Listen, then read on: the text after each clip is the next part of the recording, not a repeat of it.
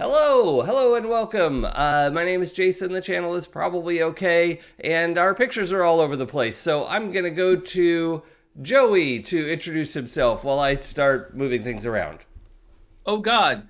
Hi, I'm Joey, and it is Saturday morning, and we are here to do some Urban Shadows funness. I'm gonna be playing Ryan Rosenthal, the Fae, who was just trying to have a good time, and then someone decided to cause an eruption of blood all outside the alley and got blood on my pants. And why doesn't this shop sell pants? Also, I guess some guys threw a window and flew a window is what happened. Great. I'm going to start talking so I can find my dictionary for the English language and learn how to talk again. Yeah, so someone else go. They just picked up the flu and threw it through a window. So yep, that's how I remember it. Pooja. Hi, I'm Pooja, and I'm playing Asmita the Tainted, who is now in possession of the finger of the scribe, made from the finger bone of Dracula. Finger. Do you want to introduce your familiar? Speaking of finger of the scribe. Yeah, who's the guest star? Frida baby. Frida Bean. With the face pats. Need my face. Mm-hmm. That's great. Blythe. Hello, I am playing Celeste, the vampire, who may or may not have gotten blood all over the place in the alleyway. It's to be determined. We're not sure if it was her or not. I don't know for sure. I was going to say, there's definitely blood all over the alleyway, so... Yeah. And my pants. Yes. And, again, lesser concern right now. She's currently in the bathroom cleaning herself up and getting changed, so she's kind of like unaware that there's a fight happening. Oh, no, you've definitely heard the crash. You are aware. She's unaware. She doesn't know what's going on. A massive crash shook the building, knocked shelves over. There was shouting. Yeah. We're off the coast of a fault line, probably. There's an earthquake. Celeste is using every excuse not to come out. I just wanted to make sure you, the player, had as much information as possible. So, sure. You, by all means, make the choices that are right for you. Mm-hmm. Let's see. I also have a little TVMA warning up here. I figured that was more important to see than our deaths all the time, so I just didn't want anyone to be surprised. And Jay, why don't you introduce yourself? That's me, Jay here, playing Belle, a demon, the Imp playbook, for those playing at home. I don't know why you would. That'd be a little weird, I guess. I don't know. Would it? I don't know. Anyway, live your life.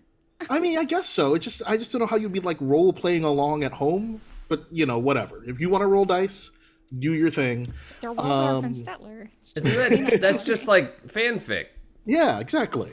The Imp, I own a store. I'm not sure how much longer I will have a store. Some things have gone down, and there's a whole big fight happening here. Well, I mean, you own something in the shape of a store. Currently, sort of store-shaped. You've got a little bit more floor space than you did before. And we'll see what happens. At the end of this, I don't know if there will be a store to own. So to recap, last time we had a number of running around town, trying to find leads, trying to make connections, figuring out how to get the thing from Mrs. Lane, which was I remember what it's for. What was the object you were? Some sort of amulet. Amulet. It's an amulet. Yeah. An amulet that Mrs. Lane has that I told the vampires I would get for them. Okay, and the vampires haven't said why they need it, right? They have not said why. Okay. And I don't particularly care.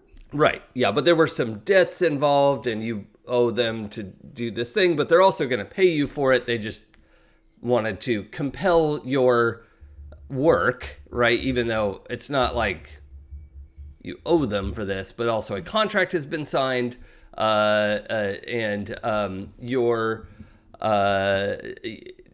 demony public... Rotary demon. It's notarized. It's officially notarized in blood. Notoriousized. That's exactly where I was going. I think that's your best bet. Okay. Nailed it. Notorious Public Demon Notary has approved it, and the deal is in place that you all agree to help Bell.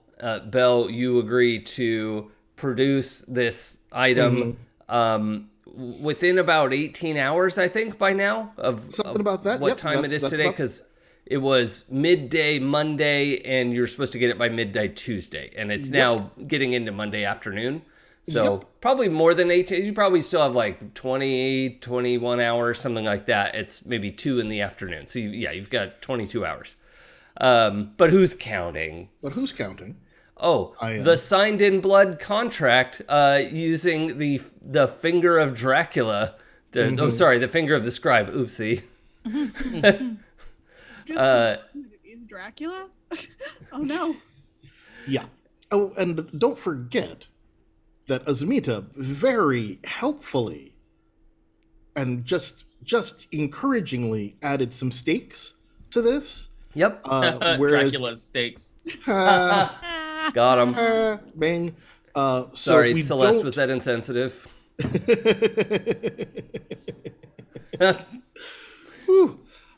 If we break the deal in any way, by also not fulfilling the deal, we are all at risk of grievous bodily harm. Yeah. It'll be 3 harm right off the top. Yep. And then whatever happens after that happens after that. Yep. 4 harm. 4 harm, excuse me. 4 harm right off the top. Yeah. Armor piercing. Yeah. Armor piercing. Yep. Love it. Because when you make a deal with the devil. Yep.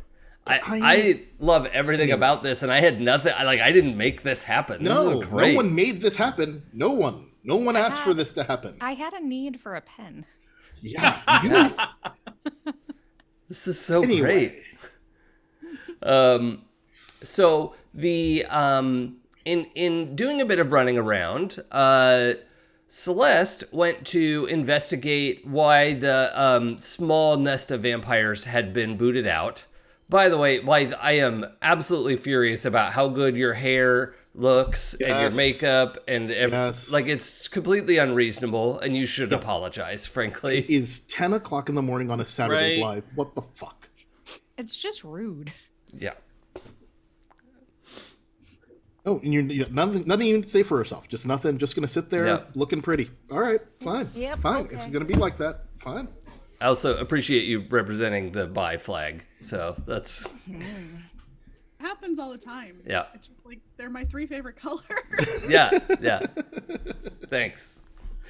So Celeste went to investigate this small house of vampires that had been ripped apart. It was like a sub faction of the vampire faction, where they were, movers and shakers. They weren't going to stab anyone in the back. They were just going like, look what great vampires we are. And something happened in the Mortalis circle. We don't know what faction is responsible, except we knew that it's not the veterans and it's not the hunters. Right. So those are some facts that we have. But in trying to observe that house from across the street, Celeste was using binoculars, and a sniper bullet, not a whole rifle, went through the lens of the binocular.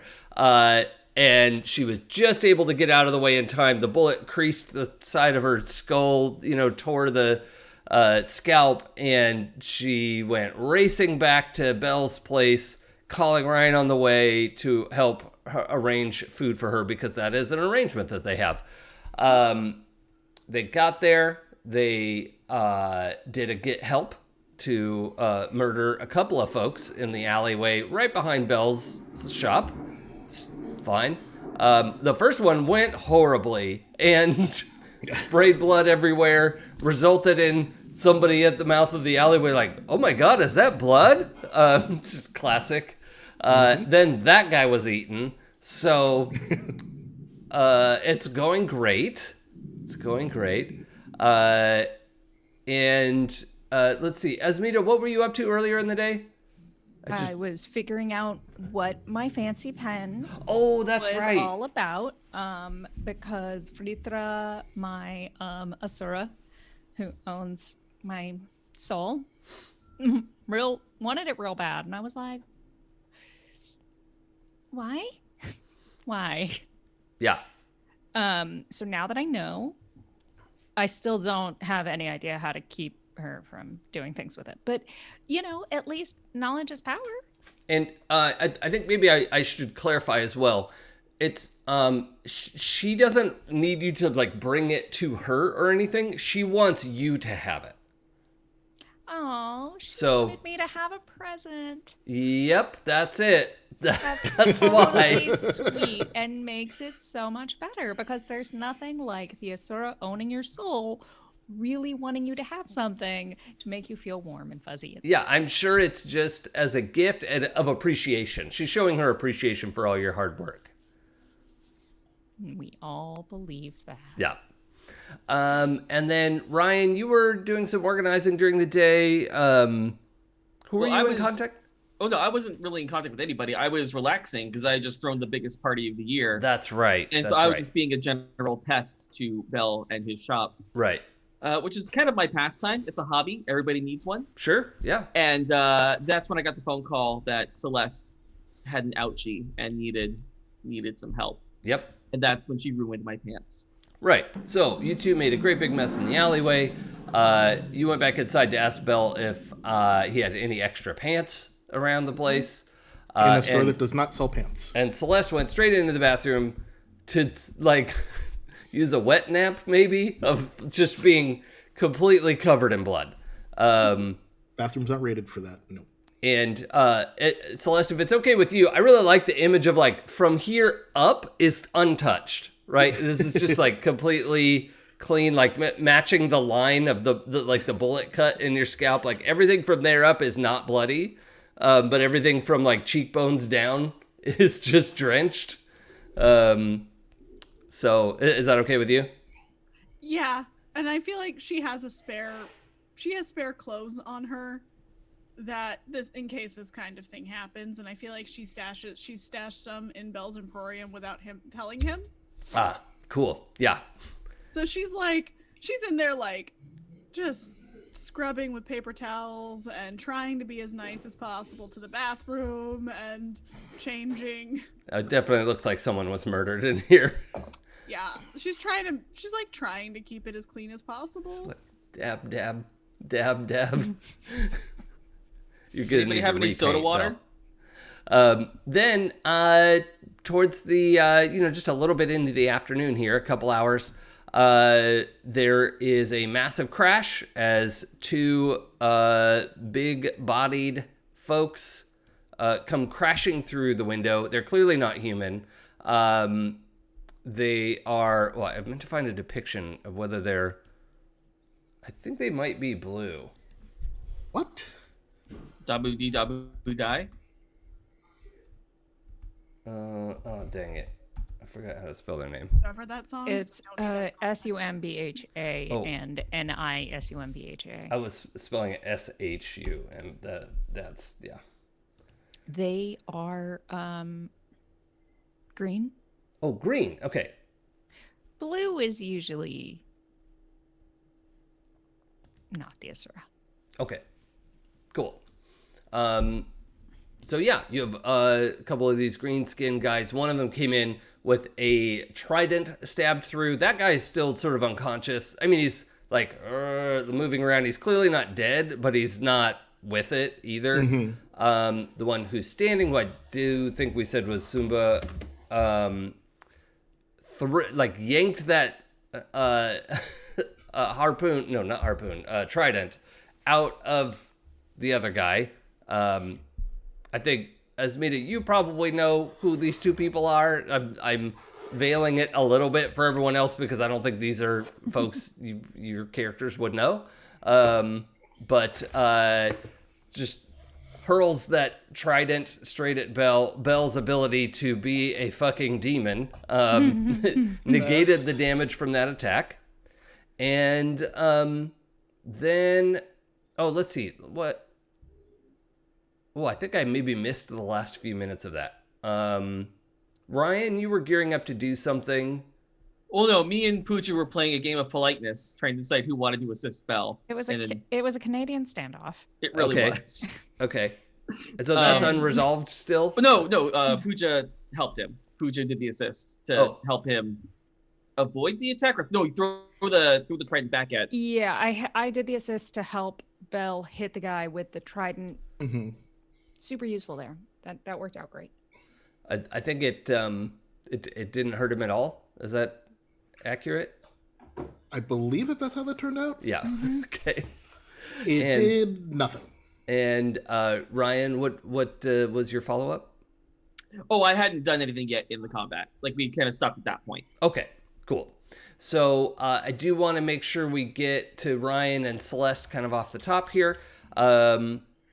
Just as a reminder to our viewers, we do have this sort of TVMA warning. We're going to venture a little bit into the gory territory, so just be aware. It's not going to get super gross and graphic or anything like that, but you know, we're going to take some license with that. So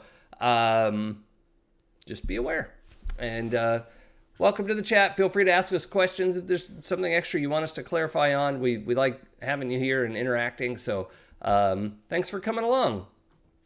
Technically, it's only a Canadian standoff if Tim Hortons is involved.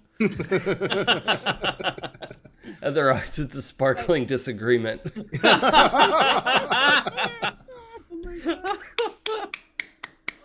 Well done. I adore you, DLC. You're my favorite. Don't tell anybody else. Except all right. the entire internet. So let's start with Ryan. Okay. I can't believe you've done this. Right? This is what he's thinking. They're two big hulking guys, and I am not super fighty. I'm going to... Not with that attitude. I'm going to do this. I'm going to try... I think one of the options is to escape a situation. Oh, that's not going to be good either. What? Well, I'm going to escape to, like, hopefully not be in their line of sight and then get around and be, you know, sneak attacky and catch them off guard. Uh-huh. I'm not a tank.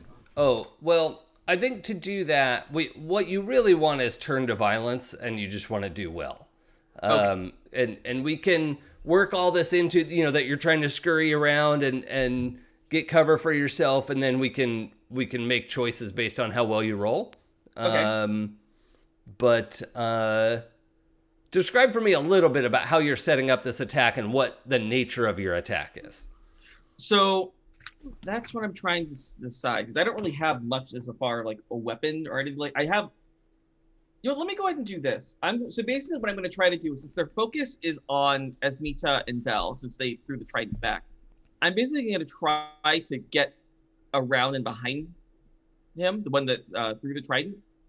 And I'm going to try to put my hands like on his head and actually use one of my fairy powers, which is Wither. Oh. Ooh. All right. So yeah, let's roll The with jokes blood. I want to make right now. Actually, I'm not sure if I have to roll. I'm going to have you roll with blood to get in there Get and make behind you. contact. Okay, sure. All right. This is not good. I think blood is what, -1? Yep. Here we go. Oh, that's actually not bad. That's an 11. I got boxcars on the dice. Oh, okay. That is very good. So yeah, you let's see. On a hit, you inflict harm and your opposition chooses one. They are gonna put you in a bad spot, but you also get to pick something from the 10+ list. Okay. I'm going to... Yeah, Ryan's pissed. He's going to... No. He's going to create an opportunity. He's pissed, but he's not stupid. Okay. So I'm going to create an opportunity.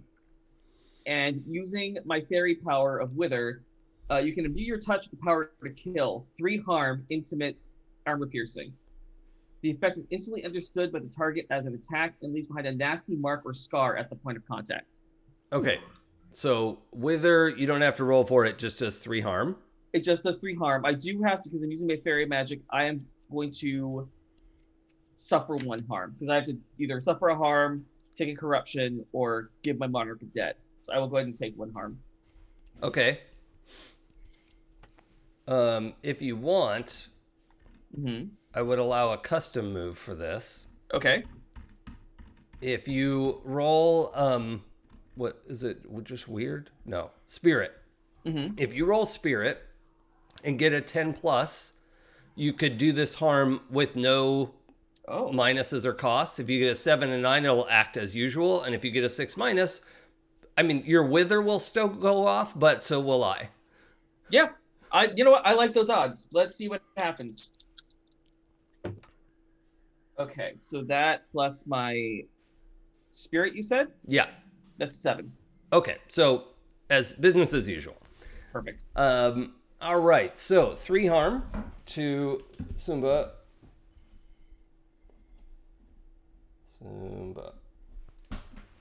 Okay, and so I think the scar is, imagine like being like the marks that would be when you fall into like a thorny rose bush, like that kind of like stabby, spiky kind of scar looking thing. Something I should say, and anyone seeing this happen, it'd be pretty obvious. You could see this like fairy magic, trying to, tendril into Sumba's head. But Ryan, you in particularly can tell, like, this skin is super thick, or at least hard to get through, and it has like an armor effect. So not all of your damage made it through. I have armor piercing. Armor piercing. Okay, just kidding. Yeah, it's 3 harm, intimate, armor piercing. Great, then. All of the harm goes through. However, I do want to just point out that that's something that you could see, like, your tendrils have to, like, and, like, really flex and have to get in there. So, he's got all this, kind of effect going on. However, the effect that he picks is... I'm gonna do put you in a bad spot rather than inflict harm on you. And he, hey, Belle. Yeah. What's upstairs from your shop? This isn't just a 1-story building, right? No. There are like apartment buildings. Okay. Apartments up. Yeah, there are a couple floors of apartments above. Okay. So Ryan, this guy turns and just shoves you through the roof. Yeah. Okay, and it feels like you should take harm, but I only get to pick one of them. So you're in the roof, and your arms are pinned to your side, and it's going to be very difficult to get yourself out of here because you're like all the way, like your elbows are pinned, right? And you're really in a bad spot, literally, right? Yeah. And so he just like basically grabs it because you grabbed him from behind, right? Yeah, I kind of did like the Mantis with Thanos kind of. Right. And moment. So he just reaches and just goes straight up and puts you through the ceiling. So you come through, and a man in a bathrobe and boxer shorts is making tea, and he screams and throws the kettle at you and misses, but Little help. All right, Celeste, let's check in. There's a lot of yelling and crashing and screaming now coming from outside the bathroom. If I'm mostly changed, she'll finally come out. Yeah. I mean, you've got the change of clothes on. It's just there's blood in your hair, and She's like, she puts it up in a ponytail and like kind of puts it in like a bun. Okay. And it's just like, all right, I guess. Like in her mind, she's kind of like, I guess I'll go help. And is gonna come out and see what the hell is going on. Sure. Oh, Blake, do we have any more output on your mic? Is that better? A little, maybe in Zoom. I don't know. Let me check. Oh, oops. That's Wrong fine. button. I went to hit the audio. Input volume is high on this. Oh, okay. Well, no biggie Is this then. better?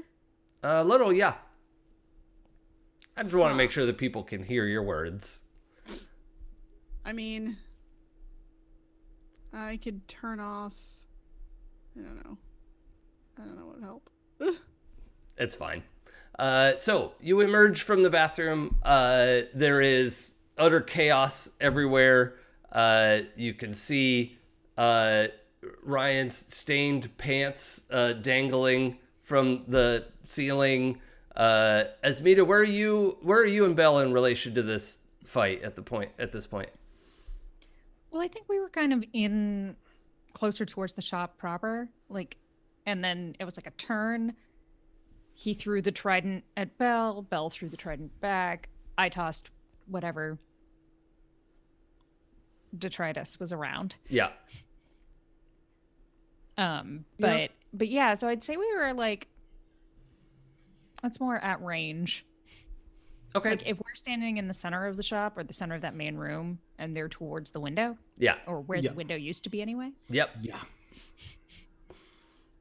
Yep, that right there, sort of in the midst of it. So I guess the guy who just threw Ryan through the ceiling is like next to us or behind us. And Ryan went around to him. Yeah. So Ryan's sort of behind. So the guy Sumba is between you two and Ryan. Well, Ryan's legs. and Trident guy is on the ground in front of us. Well, there's two. So one of them is standing, right? And he's just had this like massive attack through his head. And then his friend Nisumba is on the ground, sort of like out of it, out of sorts, like trying to get his wits together. He's got a massive wound in his chest from 3 pokey things that went through there. And Sumba is, like shaking his head and trying to recover from what just happened to him, and is, steadying himself on the trident that I think he caught it when you threw it at him. Right. And is sort of using it as the 3 end is up, and he's like holding it like a staff to steady himself. Celeste, that's the general layout of what's happening here. Just scattered shop bits all over the place, tipped over bookshelves that have tipped over into other bookshelves, that smashed curios. Well, she's gonna do the one thing she can do the best, and attack whoever's closest to her, like whichever of the demons is closest to her. Yeah, there's just the one green-skinned guy with the trident. So, cool. I'm gonna turn to violence. Okay, and that's like a hand-to-hand thing for you, right? Yeah, I mean, I have a sword. Okay, yeah, let's go in with the sword. Yeah, I'll go in with my sword, and it's rolling with blood.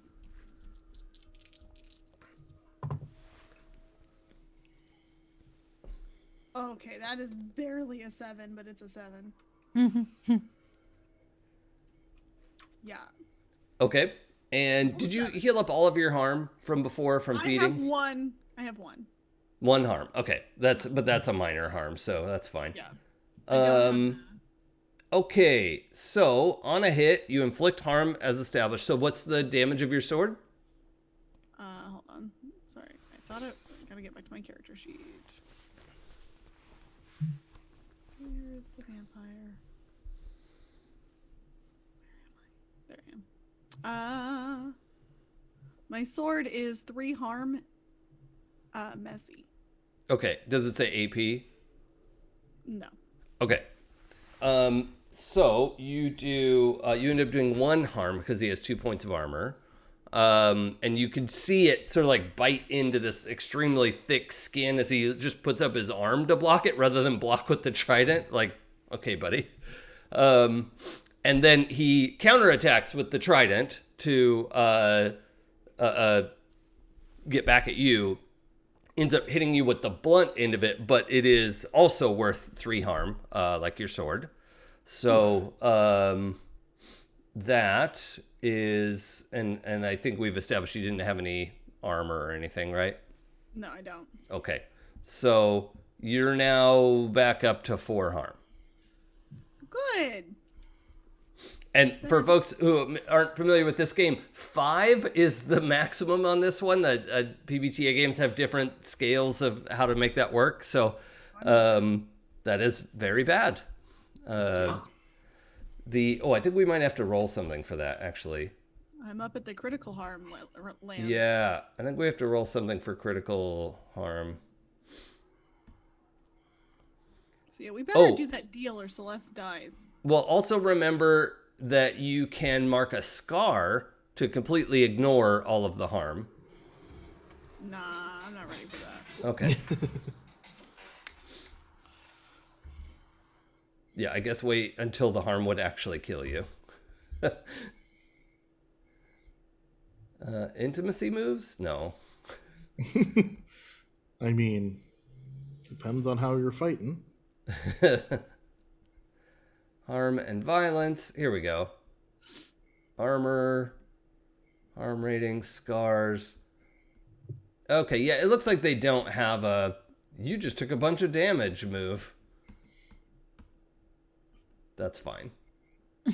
Critical harm. It does mean you're on the verge of dying, like getting shot in the stomach or beat in the head with a metal bat. If you don't get to a hospital or find some magic to patch you up, you're going to die. Yeah. So you are in the critical harm, your first critical harm box. What does this just massive wound look like? How do you want to describe it? I rush in with my sword and attack, and then how does it counter me? He swings around the blunt end of the trident. Okay, and then so I guess that would mean another head wound. Yeah, you know what? I'm gonna describe it as which is actually even more devastating. It comes across and dislocates your jaw. Oof. Right, so you've got the zombie jaw, which you could probably jam back into place when you get an opportunity. Right, it didn't break your jaw; it just like pulled the whole thing out of the socket. So, sorry.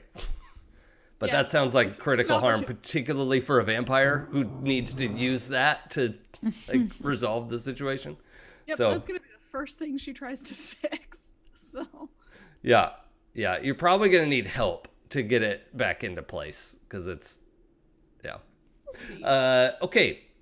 So we're kind of back in the position of being we don't really have rounds or initiative or anything, but everyone has had a turn. I don't feel like I need to make a hard move at this point. So, what do y'all want to do? How hurt do they look right now? How what? How harmed do they look? Oh, pretty bad. I mean, he's bleeding for sure.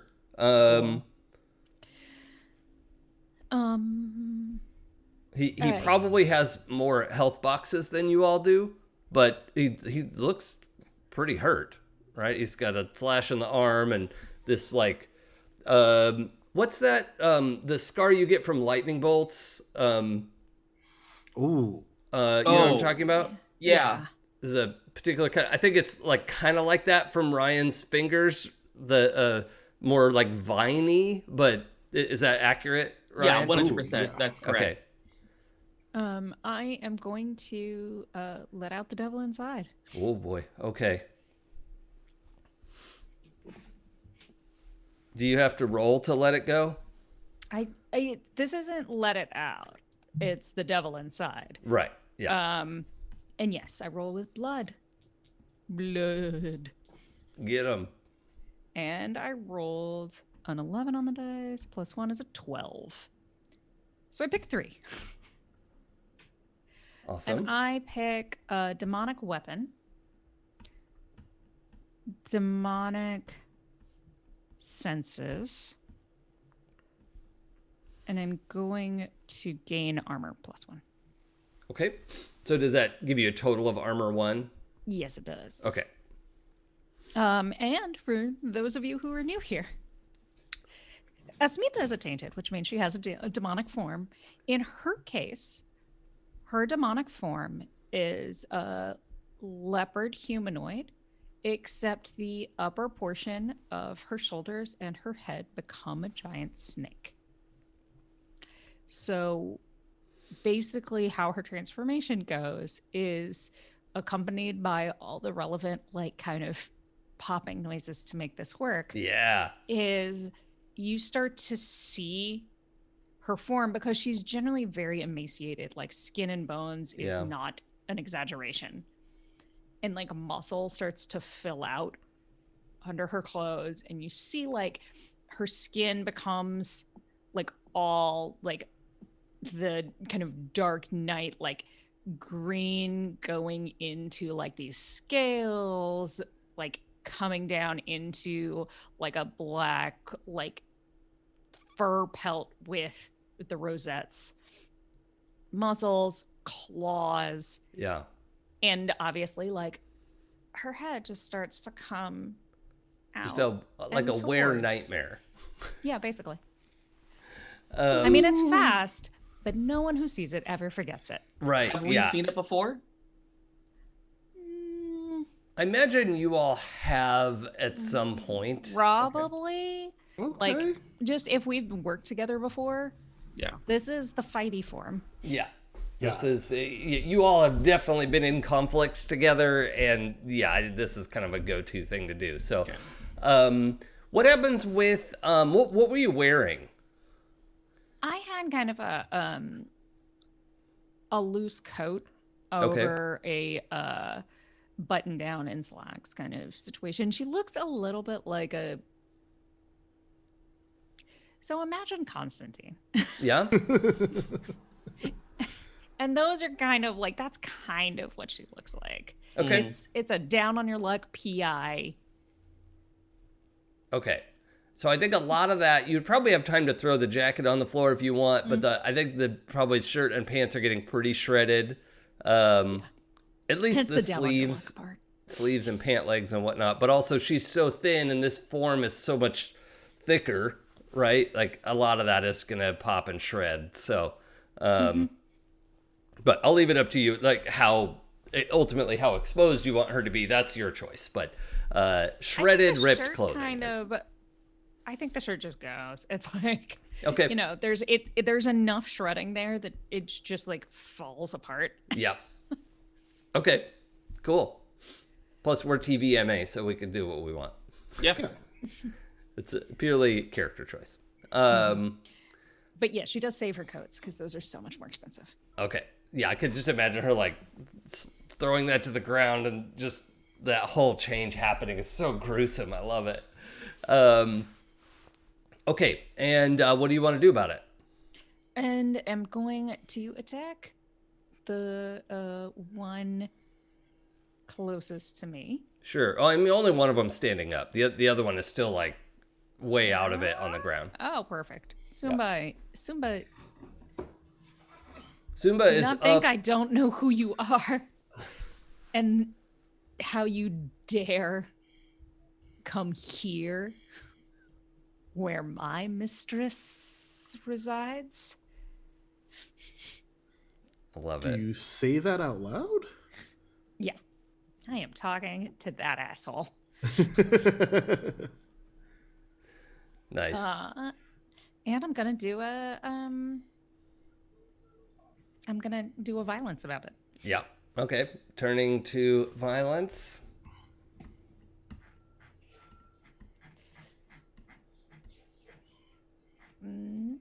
Sometimes violence is the right answer. That is another blood. Great.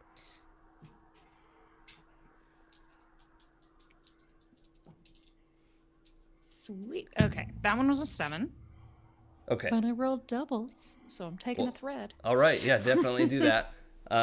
Not sure what to do with it, but okay. You can Okay, so you're going to inflict harm as your weapon would do. So what does your demon weapon do? One thing that I am a little like about is it says demonic weapon 3 harm hand or 2 harm close. Right. I do not know what that means. So hand means literally hand to hand. So it could be like claws. It could be a dagger that comes out of nowhere, something like that. Or the slightly less harm close means close range, but not necessarily melee range. So it could be like a stinger tail or a spit or, just a slightly longer weapon, like a sword or a pole arm of some kind. Okay. Not really a throwing weapon, not something that could get away from you, but it does a little bit less damage because it has more range. But you're probably going to want the increased damage. I am going to go with 3 harm hand then. Okay. This isn't a And also we could probably have it take different forms different times. So is this a bite? Is this a claw slash? This one is a bite. I'm going to go in and strike towards his neck / shoulder, like upper shoulder area. Okay. Yeah, you latch on to his, like, right on the meaty trapezius, right? Chomp, you're, in this struggle with him, and he just tries to bring the trident up into your ribs, the pointy part. How much armor do you have? 1. Okay, so you take 2 harm from that, that's your first 2 harm, right? Mm-hmm. Okay, so that takes you from into the second box of like medium harm, whatever that's called. Serious. Right. So that does represent a real wound, but that just means does Asmita bleed red? No. She oozes black. Yeah, okay. That was my guess, but I didn't want to put that on you if you didn't want it. I mean, Asmita, when she is not in this form, bleeds red. Sure. But I think Sumba is probably, the green skin. He's probably got some dark green blood coming out of him. And he's pretty beat up too, but he's, holding his own. And the you two are locked in battle where there's a lot of back and forth, like he's getting that and you're like pushing that away because you're latched on there and your hands are still free to, it's horrible. I want to check in with Belle. What's going on? I'm watching all of this chaos, and I'm pretty mad about it all. Mm-hmm. And so I think I am gonna let it out.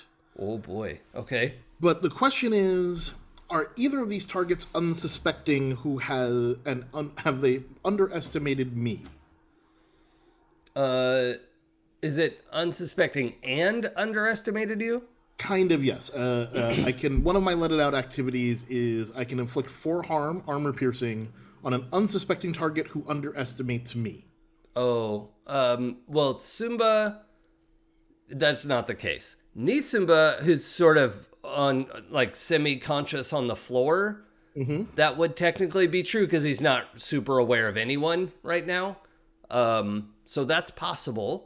For the form that's on the floor next to the fight between Asmita and Sumba. Because, the other option, I'm not super fighty over here. The other option would be I turn to violence and I could try to grab while the trident guy is distracted with everything else, I could try to grab his trident and stab him with it. Oh. I think that is 2 different moves. But what I would have you roll is a version of Well, let's see. I have two different ideas of making this work with either mislead, distract, or trick with a mind roll, or a version of escape with rolling blood. So it's your choice. And all of it will involve you trying to get the trident away from this guy. Right. Mind or blood? I guess I'd try the mind one. Okay. So at least I have a 1 in mind. So let's try that. Okay.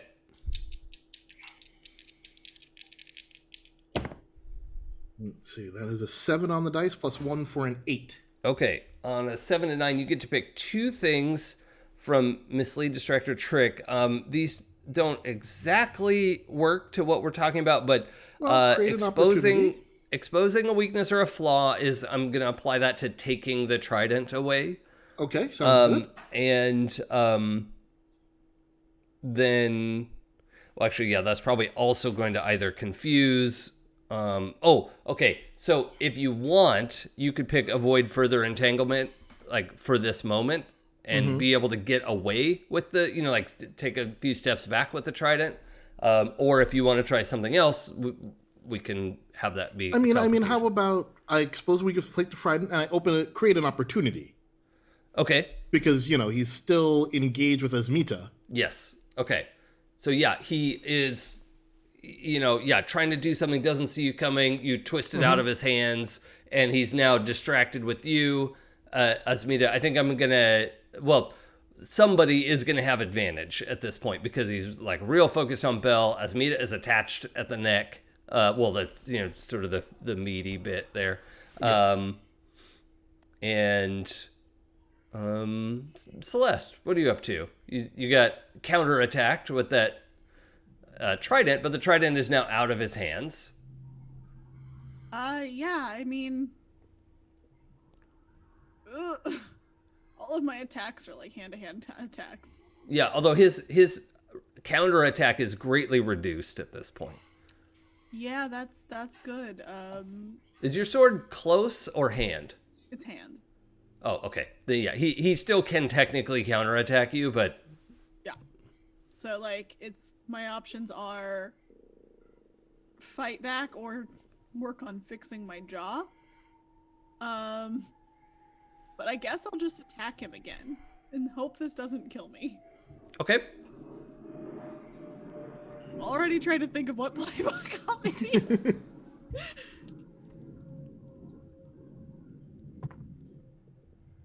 Oh fuck. Oh fuck no. Well, Good news. with the opportunity, I was going to have the next person roll with advantage. So roll a third die and take the highest of the 3, the 2 highest dice. Oh, thank God. Thank God you let me do that. What was it before? 2 1s. Oh. Snake eyes, Asmita. That's Blue not dice good. saved me with a 5. So now I have an 8. An 8. Okay. And with an 8, you don't get to pick any of the bonus stuff. No. But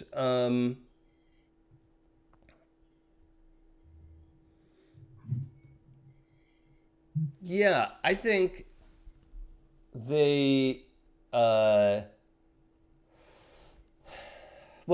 think they're going to try to inflict 1 harm, but let's see how that works. You have to kill Celeste. You have to kill Celeste. That's what happens. Well, no, but I mean, this is a big, like, flowing, complicated situation. I'm just saying, I won't be mad. I can make it. Oh, and how much damage are you doing? The sword does 3, but not armor piercing. So 2, I think, was what. Well, he has 2 1. armor, so it does 1 more. But that's actually something I had marked as like a convergence point. You know how like D&D 4E had the like bloodied condition? Yeah. This is a moment where he you actually like drop him to a knee, and Asmita, you're like now curled over him.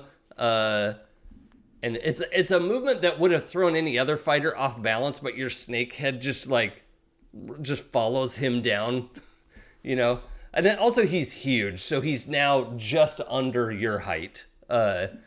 So, yeah, you actually luck out on this one, Celeste. That break point is like you did damage. He's not down yet, but he's so disoriented from it. You have a chance to take a step back and reevaluate what you're gonna do. Unfortunately, you can't really speak a communication to the people around you, but you're there, you're involved. Everyone can see. Fighting. And Ryan, I want to check in with you. Yeah, the one person who can't see. Yeah. There's a lot of, grunting and growling and hissing and you went up before Asmita shifted, right? Oh yeah. Mm-hmm. So I have no idea what's happening. Yeah, this you've probably seen Asmita like this before, but yeah, there's a lot of very strange noises. I think I'd like to try to persuade the NPC in the apartment above that I'm head stuck in.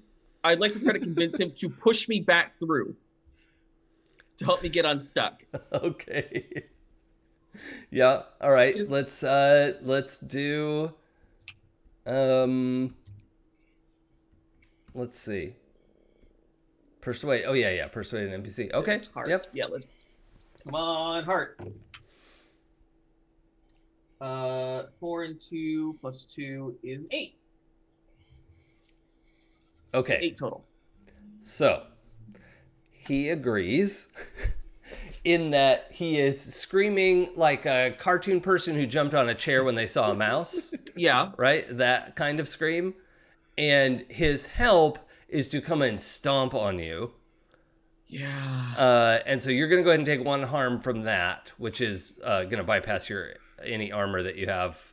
Which I know. Okay. It's just, he's basically stomping on your face. So, yeah. He bloodies your nose and just there's a very high-pitched, terrified scream, right? Apparently had no idea that he lives upstairs from demons. And who does, really?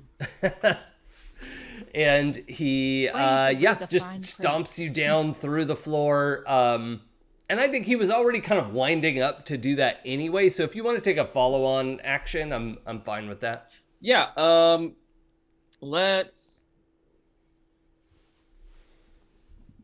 Yeah, I'm going to.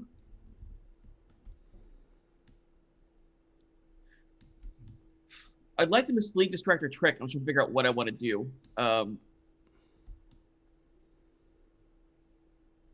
I would like to, as I land, give the impression that something bigger and scarier is living up behind him. Like, we're not alone. We have reinforcements coming. Okay.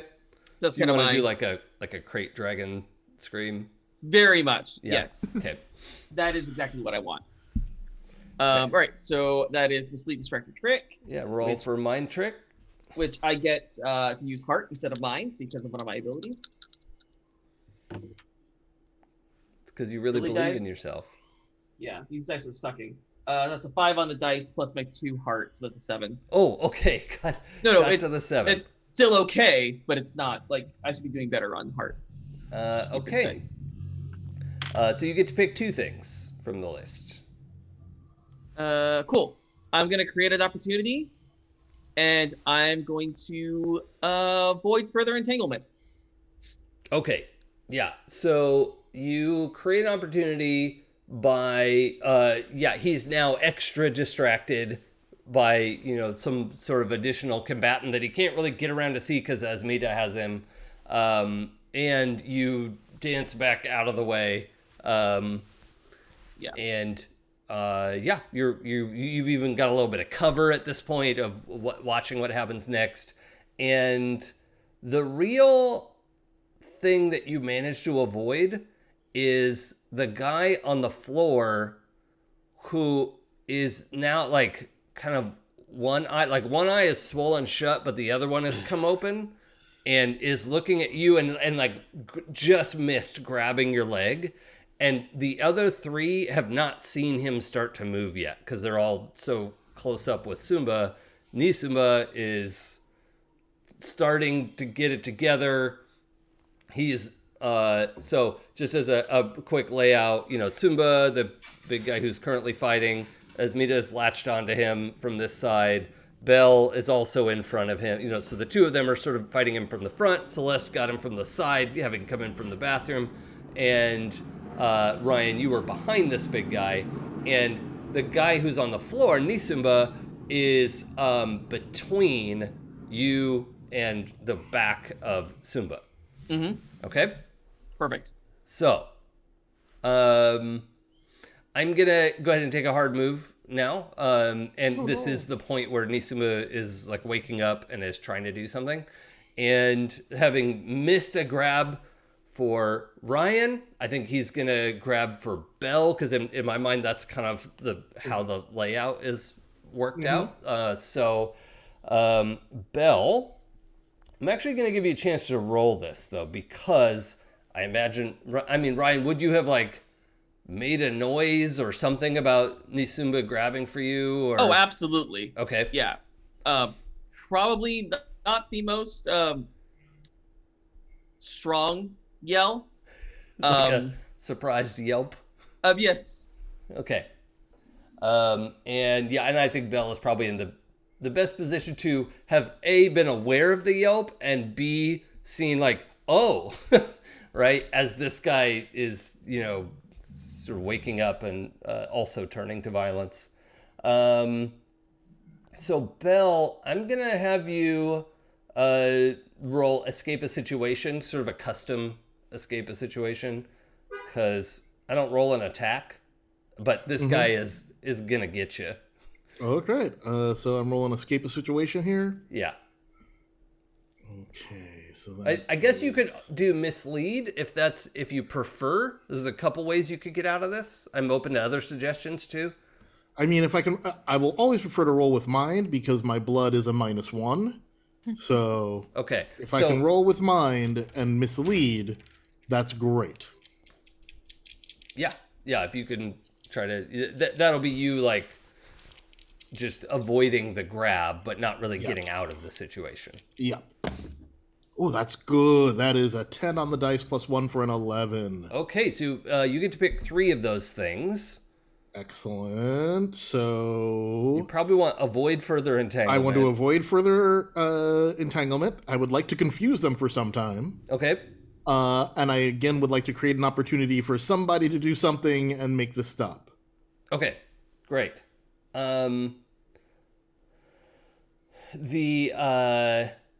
I think the confusion comes in where he makes a grab for you, and he has these like not really claws, but like thick, like bony fingernail kind of things, like sort of claws, but they're really just like sloth-like. Yeah, but they're not really. It's not that they're sharp. They're like thick, hard fingernails that are more like crushing and scraping than slashing, right? And swipes at you, like maybe like grabs your pant leg for a second as you're like trying to get out of the way, and you trick him, and he actually like rebounds off some of the remains of that protection spell that you have, which also confuses him, and he like, his hand just bounces off of nothing. But then you feel the last of that magic just like give up. It's like, oh, you ask far too much. And so that is not going to be available right now anymore. But you also managed to, as an opportunity, are you willing to knock down one more bookcase? Yes, I am. Okay. Then, yeah, you get back out of the way. You get out of the way of Sombra as Nisumba is grabbing for you, and you just slam this bookcase down on top of Nisumba, who's laying on the ground, right? Yeah. And he's under there, and he's moving it, but I am going to give him a harm for that. That's like 1 harm. Even though he has armor, I'm going to give him 1 harm because it's just, like, crushed him. So, Apparently bookcases are 1 harm AP. So, Okay, good to know. just like high school. Sorry for the emotional violence. Okay. Right, so that was kind of my end of round hard move situation. Who would like to do a thing? I would like to detach myself in the most horrific way possible. Oh, from like some take a souvenir, kind of. Yeah. Horrific. Okay. Yeah, like I think of it less as like taking a chunk out, as instead of just like detaching my fangs, I score them through to the front as I bring my head around. Sure. Yeah. More through than around. Yes. Yeah. Yes. I like it. So. Yeah. Let's roll. So I'll roll. Well, you know what? I'm going to give you an option. It's your choice. Mm-hmm. We can either do turn to violence, or you could do a version of let it out. Which your let it out has some interesting options, I think. It does. I think I'll try the let it out. Okay. So spirit. Oh, Cool. you're not the imp. You're the... I still like it's because I can imbue my touch with demonic corruption, which I think is a cool Yeah. thing that I can hook into the fangs poison. Yeah, and I think that feels like that could be a moment right here. Mm-hmm. So Yeah, let's do it. move through or past a physical obstacle. Well, created by That's mortal created hands. by mortal. Yeah. Oh, got that 7. Squeaking by. Okay. And so mark corruption. Let it out. Let it out. And I will so I imbue my touch, or in this case my teeth, with demonic corruption. So I have pumped 2 harm intimate armor piercing poison into Sombra as I rip through his trap. Yeah. And I'm sorry, what was your total roll? It was a 7. Okay, so on a 10 plus, you get to ignore the corruption or the complications. Mm-hmm. But I guess without that, you suffer both. I marked the corruption, and then you tell me how the effect is costly, limited, or unstable. Yeah. Okay. I think the costly is that your bite and your drag is like his body is so much more resistant than you realized. It doesn't rip them out, but it essentially like sprains or dislocates your fangs.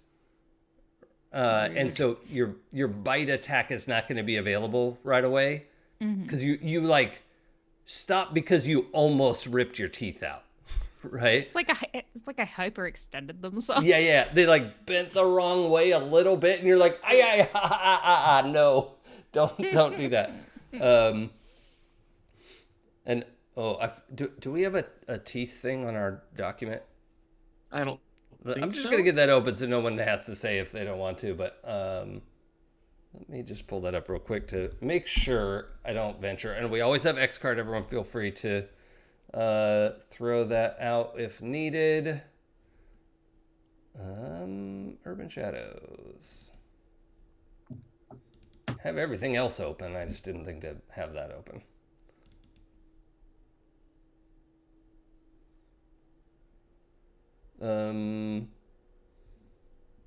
Okay, so, and in case anyone wants to edit, by the way, we have like one of the main sort of body horror lines is the trauma to the Achilles tendon, which I can easily avoid. But that so far basically leaves all the body horror on the table. So just if you're thinking of something now that you would like to add to the list that is totally fine. I can add it if you want to say it out loud, or you could go add it anonymously if you want. But yeah, you almost rip your teeth out, and but you do deliver the poison as well, right? Like he takes the 2 more harm. He's up to and that's AP, so he's up to 7 harm. Which he's a monster. He has more harm boxes than you all do, but he looks really like the look in his eyes, the like, you didn't hit his face at all, but suddenly he like has this green blood from his nose and eyes. As you can see the like black venom, like not sizzling. It's not acid, but it's like you could just see it interacting with his, substance, and it is not going well for him. He drops to a knee as you back away, and he's like scratching at the wound, and like hurting, like injuring himself further, as he's like trying to deal with what this is, and he's streaming green blood from his. Think, if you don't mind, that the venom and like stuff that comes from my patron, it's almost like there's a smoke. Yeah. Okay. That comes out of it. That's what's like. It's like more like a smoky effect inside of his blood. Awesome. Okay. Yeah. So there is smoke coming from the wound. I love that. I also love this smoke idea, but it's not hot. Like, it's not burning. It's just the smoke. Smoking, which is sort of terrifying, really. Like, if it's burning, you understand where the smoke is coming from, but that's just horrible.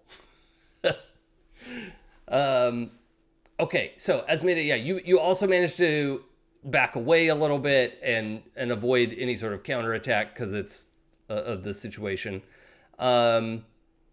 Also, he is not out of the fight yet, but he is currently not going. Like, the next attack, I'm going to have him not counterattack.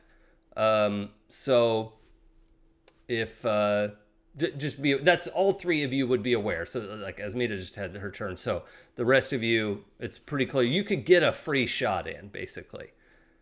Ryan, you might have a little bit of difficulty because Nisumba is getting up between you and him. I have a plan for that. Okay, do you want to do it? Sure. All right. Inspired by Asmita and releasing her inner power, Ryan is also fed up with all of this bull. I like it. Okay. And he's also going to let it out. Yeah. So I'm going to go ahead and mark that corruption. Well, I'll mark it and see how I roll. But yeah, so let's mark that. Let's do 2d6. Watch out, he sparkles.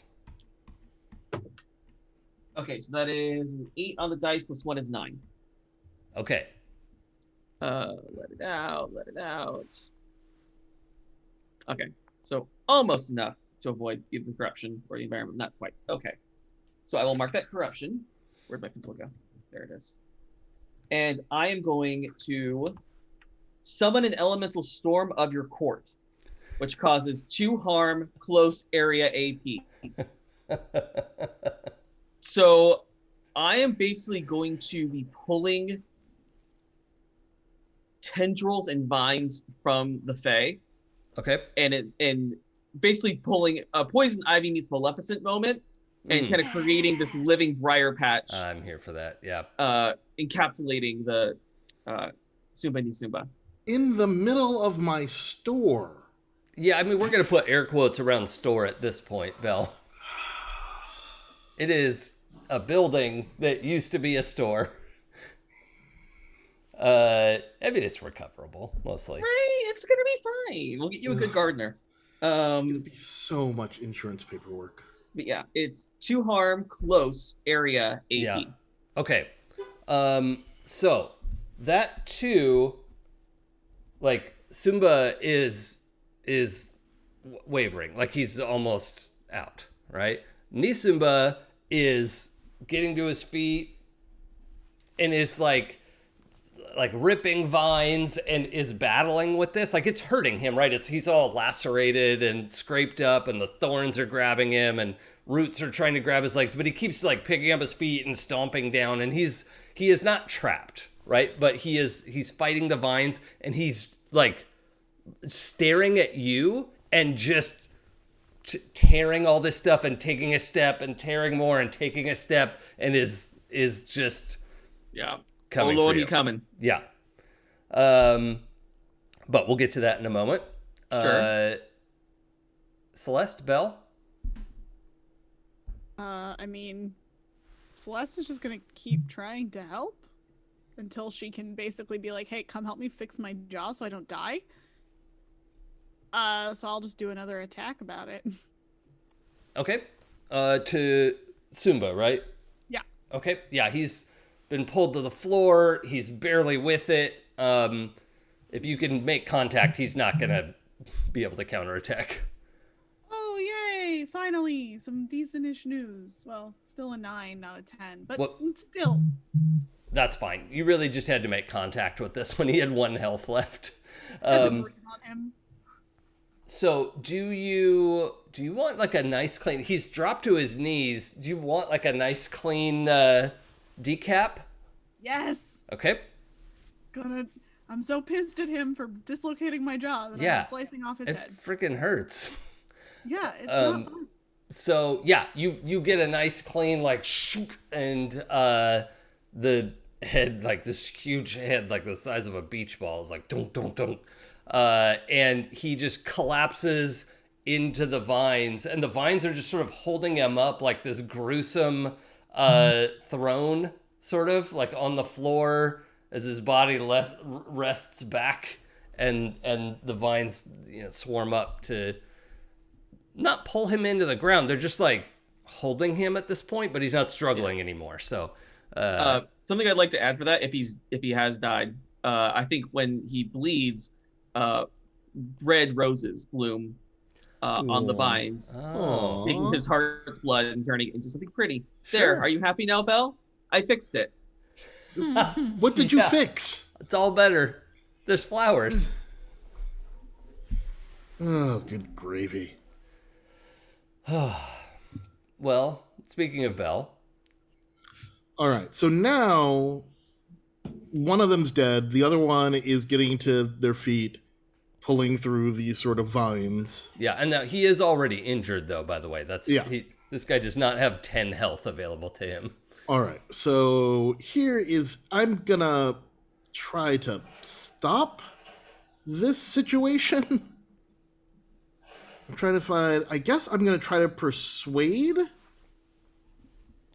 the one who's still alive to stop fighting, and then let's try to figure out what the hell is happening here. I'm open to that. Give me a little taste of your what is your spiel to. The spiel is, your buddy's dead. You are now severely outnumbered. We could destroy you, so maybe you want to explain what the fuck. Okay. So let's see. I'm rolling this. Yeah, I'm open to that roll. So this is, I guess, persuade an NPC. Yeah. And Heart. so I'm rolling with heart. What is my heart? I can't not say it like that. Heart. Well, that's pretty good. That is an 8 on the dice with +1 for a 9. Okay. Would you allow me to lend a hand? Or I've already gone, so probably not. Well, no, I'm not opposed to that. Yeah, and he is coming straight for Ryan currently. Belle's trying to make an argument about it, but right. Yeah, Ryan, I'm open to that. I'm Okay. open to a help. All right. Or an interfere, whichever, Yeah, I want to stop him from stopping this guy from attacking me. That sounds. Yeah.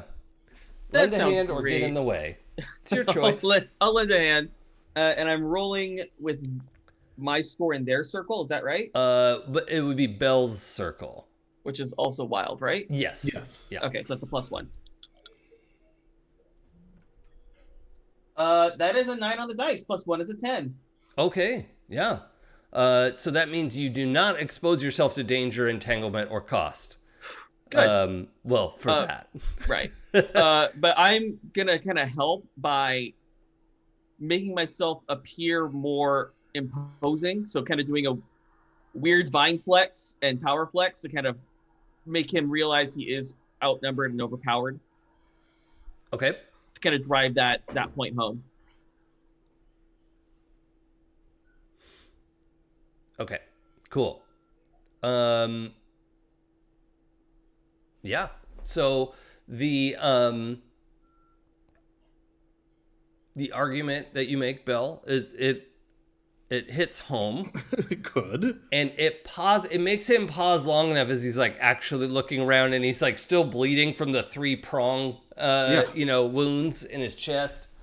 And he kind of stops and stands up straight, and you realize like this guy is literally like 8 feet tall, right? He's just enormous. Like barely fits in the room here. So he stops is like, here's what Bell is saying, and then Ryan, and then that hesitation, the rest of those vines come up and like clamp onto his hands and his legs, and like he's not going anywhere. They're not actively hurting him, but he's just he like lets his shoulders relax a little bit and is being held in place by the vines. He could probably do something about it, but he's kind of allowing this to happen at this point and is not actively pursuing the combat. So, I mean, any of you can if you want to, but no. But Bell's action accomplished something. So perfect. Well, Asmita, what do you do? You know who this dude is. I do. And I know that based on like our city stuff, that the wizards let them through. I think we know the wizards let something through. And so it would be a reasonable guess for you to think, oh, it's probably these two jerks. Yeah. Because there's no way they could just get here on their own. And they're new, because I would definitely know if they had been here, because as we've established, Maya Zura hates them so much. So much. Yep. So I think that I'm going to kind of like hold back for a second, but what is your purpose in coming here to this domain that is not yours? So real quick before I let him answer, is everyone okay with like letting him talk for a second? Or like anyone wanted to just like surprise backstab, or I want to give everyone an opportunity. I'm good. Yeah, no, I want to hear this, and I'm also freaking side-eyeing Esmita right about now. Uh-huh. Because that all sounded real familiar. Yeah, Celeste is gonna just sit there and try to pop her jaw back and play. Yeah, Celeste, let's do that real quick. Let's do I think I'm gonna have you roll spirit, like keep your cool to try to get this, because it's not a strength thing, it's like a just make yourself do it sort of thing, and it sucks. Spirit, really? Yeah. That's the one you're gonna go with. Yeah. That's the one you're choosing. Yep. This is about guts, not strength. You can do it. I hate you. You hate me? Is that what you said? I hate you. I hate you. I'm comfortable with it.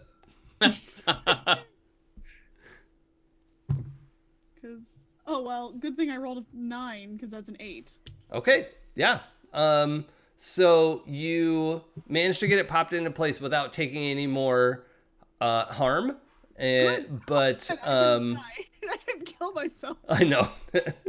But I'm just gonna note that your jaw is so sore that you could not currently feed on someone. Like you're gonna need help. Like you could not bite into someone's neck right now. So yeah. Yeah. And then she kind of just sits down. Okay. In your little lounge area. It's just this total disaster zone of. Yep. And she just goes and she's like, ugh. Yeah. Yeah, you sit down, like in crunched plaster, and there's a lamp tipped over, and he had like a lounge area. She just picks up one of those chairs and sits in it. Yeah, okay. Yeah. Cool. That's what happens. And then Just she like- puts her foot up on the plaster. Kind of like working your jaw around, and Yep. okay. What was the big move to get? Did you just like grab it and yank it into place? Did you like hit it? Like what did that look like? I imagine it's one of those like she kind of grabbed it and Just like popped it? Okay. Yep. Clunk. which is kind of what, as someone who's relocated joints before, it's a fun experience. Yeah, I've never dislocated a jaw. No, never. I've never dislocated my jaw, but rib and shoulder. Yeah, I dislocated my shoulder once. Fortunately it went right back in, which was also horrible. Oh God. This is why I don't do things. Yeah. Why I exercise. I think that was the last time I went snowboarding. Yeah. Yeah. Indoor cat. Yeah. Yeah, I dislocated my rib sleeping. Well, That's talent. I have to work out to make sure the the muscles and tissues hold my joints in place. I'm impressed, frankly. That's okay. So, knowing that this guy has an opportunity to answer for himself and his brother, he turns and then like really focuses on you, Esmita, and he's like, "We didn't know this was hers," and you know exactly who he's talking about, right? You can hear the capital H, right? There's respect in his voice. But we were given permission to be here. Whose permission? The humans, by their gross incompetence, invited us to do as we please. The wizards do not hold sway over my mistress. And for this, he like looks around the. I apologize, which like clearly hurts him to say that. If I may take my brother and go, we will not bother you again. Why did you bother us in the first? I'm cutting in. I'm like, Right. what? Why were you here? He thought you could help, and he specifically means you, Belle. He thought you could help with my injury, but we did not know this was hers, and we apologize. You freaking burst into my shop and started doing shit. Yes? That's not asking for help. It's like he is genuinely unclear about these concepts that you're presenting him. The only thing he's really clear on is that he's offended Asmita's patron. Yeah, which I'll deal with in this. Okay, fine. Yeah, whatever. I'm so annoyed. Maybe there's a way he could make it up to us. He must make amends. Yeah. If he doesn't, I know what Celeste is gonna do. Yeah. Well- You and your brother, you gotta make this right. Perhaps by causing a bit of chaos on the ones that brought you here tonight. A bit of a distraction to ease our way to where we need to be. That actually- I require one. I owe this one. He gestures at Asmita, because I don't think he knows your name, right? He just knows who No. you represent. Yes. Okay. Or are you We've a big never deal met. in the like among the Asura and everything? No. Okay. No. My patron Right. has a reputation, but I am not high on that food chain. Okay. You bear her mark basically, and he knows whose mark that is. Okay. I honestly think like until I take my form, people don't know who I represent. Yeah, they It's might the have like form a that is the sniff. giveaway. They're aware of your general affiliations, but yeah. Mm-hmm. Okay.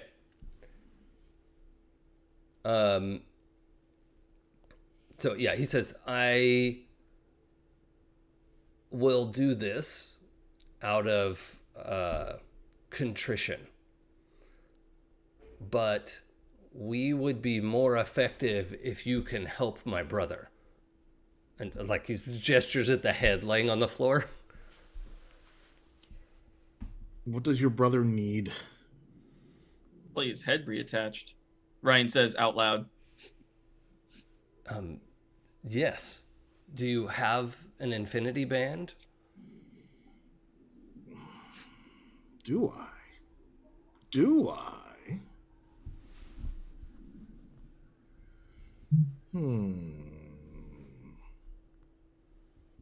I mean, do I? That's a good question. Oh, how do we find out what's in your shop? Is there a move for that? I am looking to see.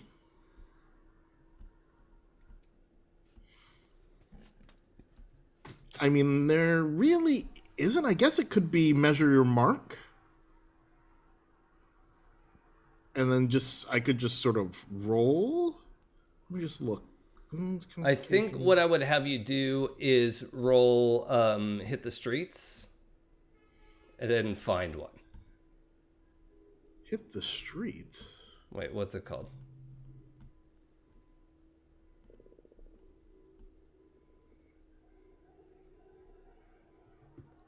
Yeah, hit the streets. That's the name of the move. Let me find. Is that in my? Is that not on the imp playbook? Is it? No. It's a basic move, sort of. Oh, got it. It's like a city. It's a circle move. Circle move. Yeah. Circle move. There we go. Hit the streets. There we go. Yep. Cool. That's the one. All right. So the the people most likely to have an infinity band would be not the power circle, but probably Mortalis. Like Mortalis. Maybe Oracles or the Helsing group. The actual Van Helsing is probably dead by now, but the Helsing group could probably do. Well, we're just getting all kinds of attention from spammers today. Thank you, Dorkoid Canada, for your hard work. That is much appreciated. As I reread my notes, the Helsings are quite aware that Nisumba and Sumba are here because I told them. Yep. All right, cool. Well, you know what? Then that's who I will call. But an infinity band is the sort of thing that mortals would want to use to put someone back together. So. All right. So I am rolling with the circle. I have a 1 in Mortalis, thankfully. No, the person who developed the Infinity Band, Frank N. Stein. Well, I got an 8. How dare you read into my subtly laid concepts and foreshadowing? So I got my 8. So right. That is, that's an 8. That's all right. A hit. So whoever you're going to is juggling their own problems, or whatever you need is more costly than anticipated. Let's go with more costly than anticipated. Okay. I'll figure out how to pay that back. And you were specifically contacting the Helsings? I'm specifically contacting the Helsings. Okay. So you know a Helsing literally named Karen. Oh, good. Does she want to speak to the manager? Because I'm the manager. I mean, she's a white lady with blonde hair and is kind of like a Brie Larson, right? Mm-hmm. Like a fit. Like she's a fighter, right? Yeah, but right. she will also ask to speak to your manager, certainly. So Karen Helsing. She's got the fighter build, but like really kind of like that high-waisted but like drop crotch pants. Oh yeah. Like that combination plus the like super flower print shirt but in the colors that make your eyes hurt. Yeah. But with like shoulders to die for, and you know. Yeah, she has no need of shoulder pads. Right.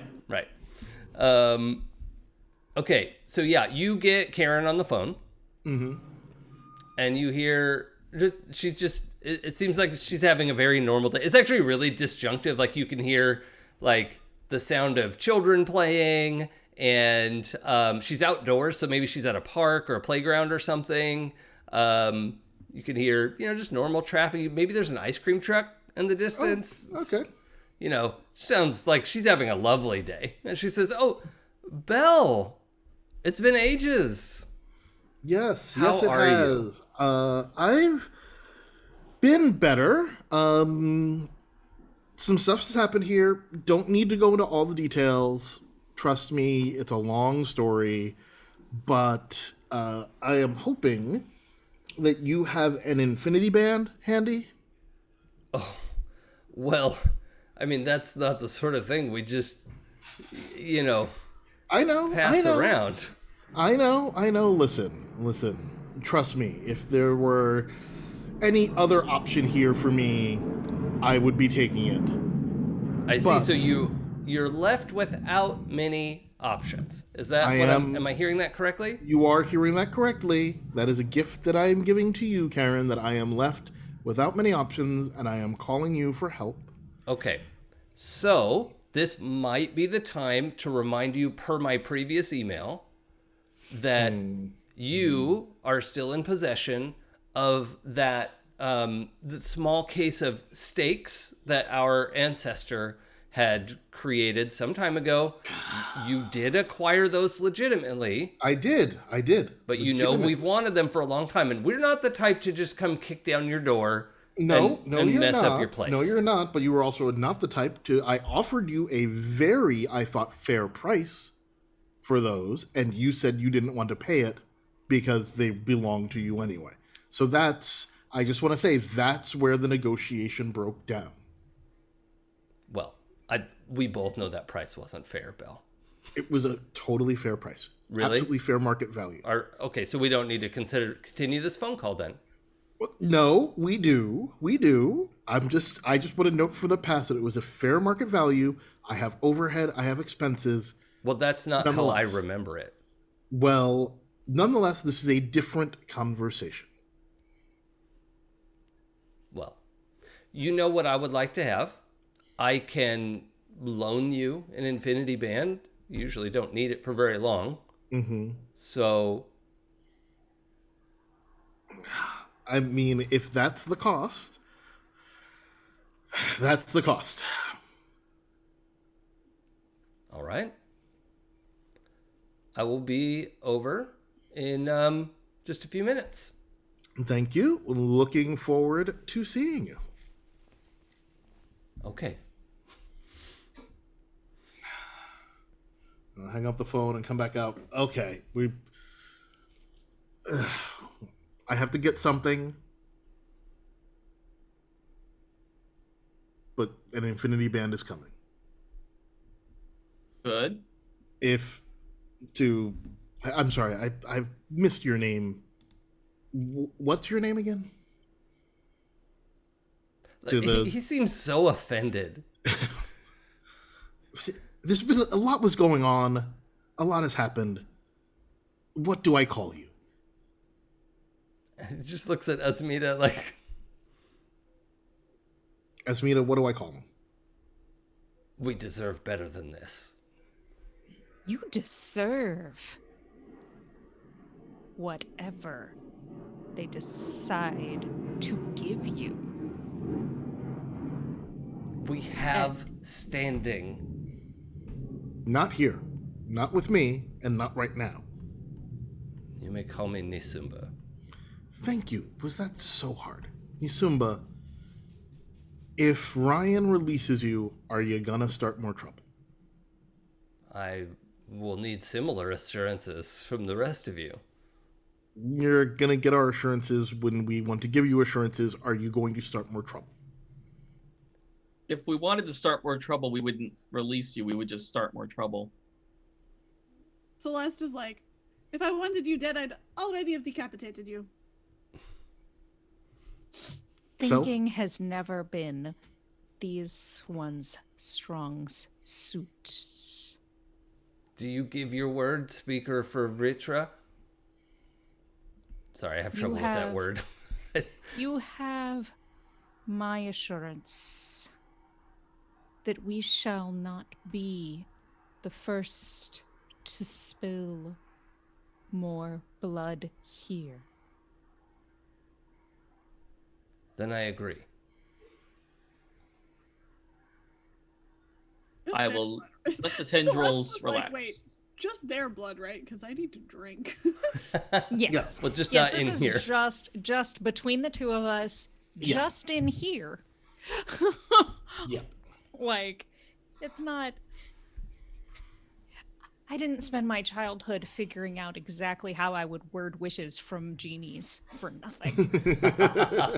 Oh my gosh, yes. Oh. Yep. Same. Alright, so once he's like Ryan starts freeing him, I will go to my actual back room where the magic don't work.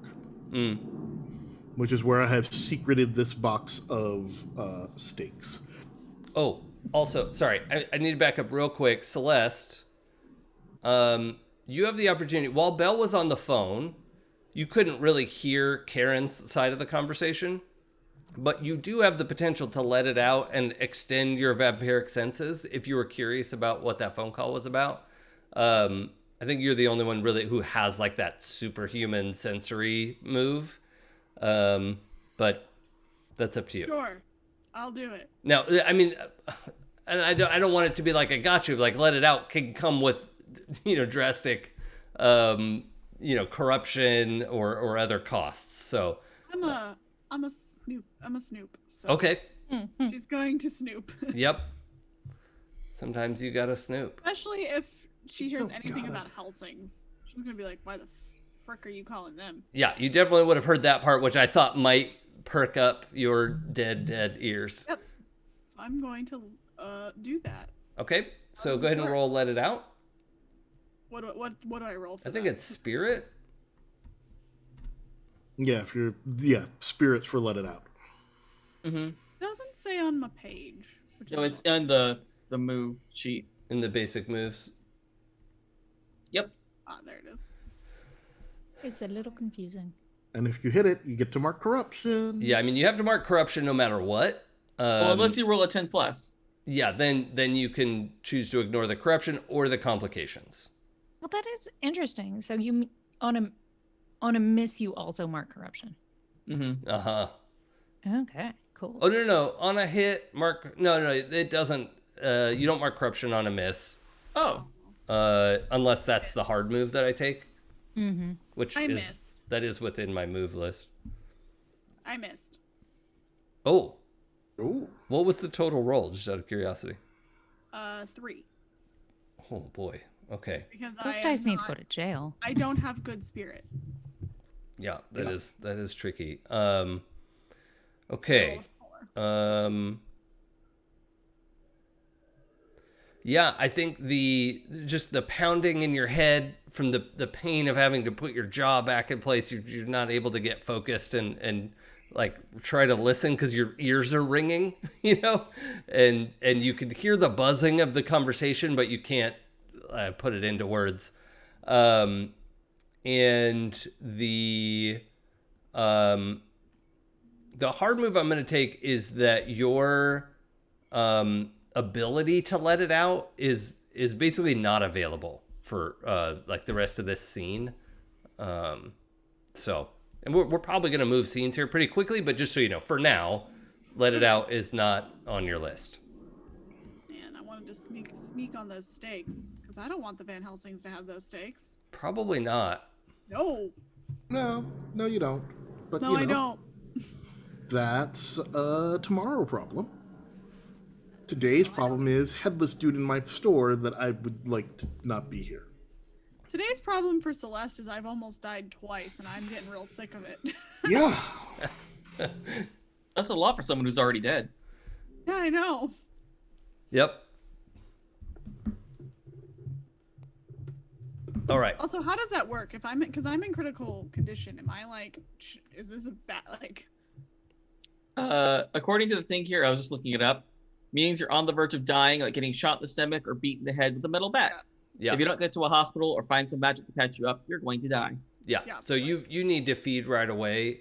So while Belle is waiting for Karen, Ryan, do you want to help Celeste get her next meal?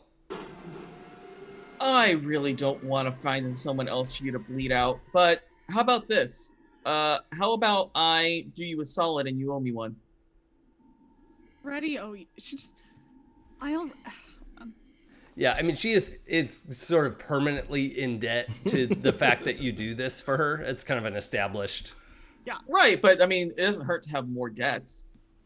She's just kind of looking at Ryan right now, like she is not really moving. She doesn't really want to walk. She can't even feed on her own. She's just kind of looking at him like, doesn't even want to talk because her jaw hurts so bad.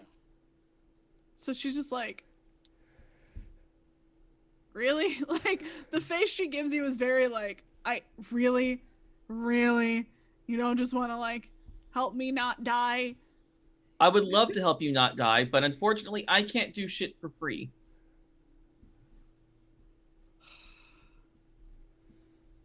What do you want, Ryan? I'd love for any of your contacts in the night to try to figure out what where did the name go? What Claude is up to. I haven't heard from him in a bit. But who's up to? Claude, my rival. Oh, Claude. My ex-lover turned rival. Really? Sure. I can ask around. Lovely. I am then going to use one of my other fairy powers, which is Nature's Caress. Your touch heals 2 harm, starting with critical harm. Wounds close, bones knit back together. You cannot use this power on yourself. And I have to figure out, do I want to take another corruption? I don't want to suffer another harm. You know what, I'll make it interesting. I'm going to give my monarch a debt. Oh. Did your monarch have a name? I forget. We hadn't established a name as yet. Oh, I mean, I'm okay with going with Sealy Court and having it be Titania or Oberon. I think we mentioned Oberon. Yeah, I think we did get into that a little bit. So Oberon and Titania, Oberon +1 debt. Which I'm sure won't come back to bite me in the ass. I'm not worried about it. So yeah, as you're channeling this ability, you can feel, you sort of call for that extra juice. Yeah. And you just feel his presence in your mind, sort of curious. And then you could feel him like full on, like come forward, look through your eyes. Your body moves a little bit is this okay with you? Oh yeah, that's all good. Yeah. He doesn't do a lot, right? He just sort of takes in the situation. And then you just hear in your mind, you should be more careful. And then he fades to the background, but you have this extra power to do what you want to do with. And I think Ryan echoes that without realizing it with his own voice, saying to Celeste, you should be more careful. Yeah, except it's like deeper. It's a little more resonant than your normal voice. Yeah. Yeah, a bit of reverb. Like, that's not normal. Yeah, I mean, I picture Ryan as a tenor. Well, I mean, like a tenor voice, not literally a tenor, because... Yeah. Oh, yeah, Matt Bomer. Which Matt Bomer could be a tenor. But no, definitely, yeah. Definitely, it's more... There's more heft to it. Right. So, Celeste, that's a little creepy. He definitely has, like, the wrong voice coming out of his mouth as he's talking to you. But what is the full result of Nature's Caress? It's just she heals 2 harm. Oh, okay. And starting then with critical harm. You owed the debt because... That's what I have to pay to use my Fey magic. Oh, for Fey powers, right. Yeah. I have to either suffer 1 harm, mark corruption, or give my monarch a debt. Okay. Cool. So, yeah, Celeste, go ahead and erase 2 harm. I think that puts you back up into serious. That is very much like your jaw clicks the last little bit.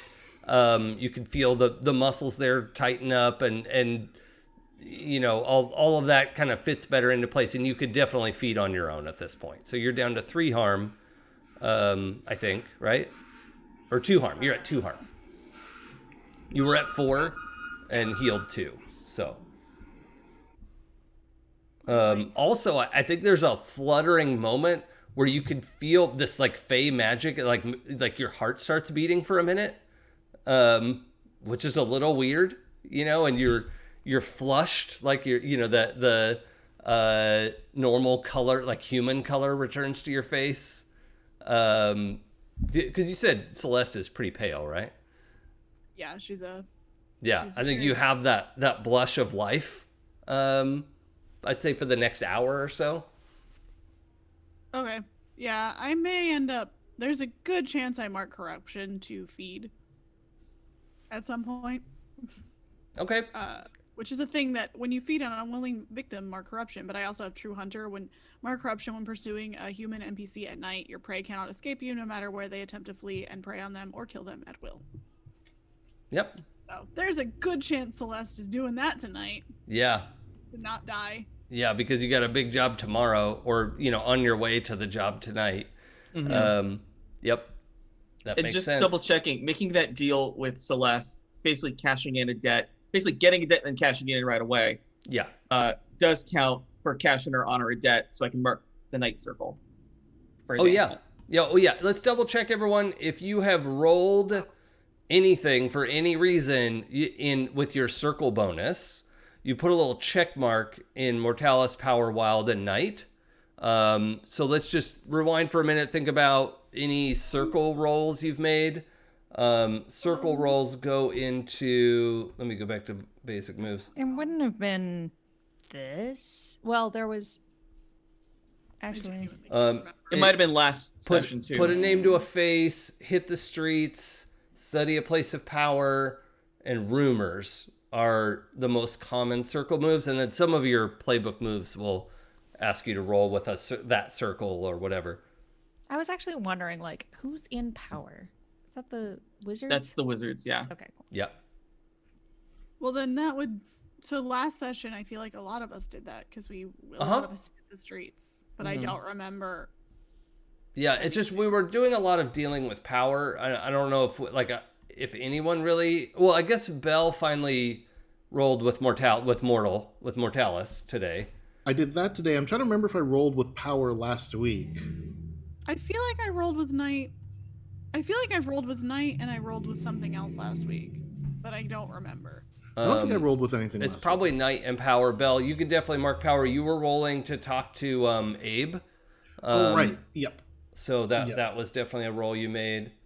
Yeah, I've got that one. I've got one of those marks, so I think I'm good. Yeah, I'm assuming. I know I rolled with Night last time, and I've got right now. I have Mortalis, Night, and Wild marked. Yeah, I've So I got think Power, that Wild, and Night. I'm good for last week. Okay. So yeah, as soon as you get that fourth one, then you get to take an advancement and erase those check marks and do it all again. So cool. All right.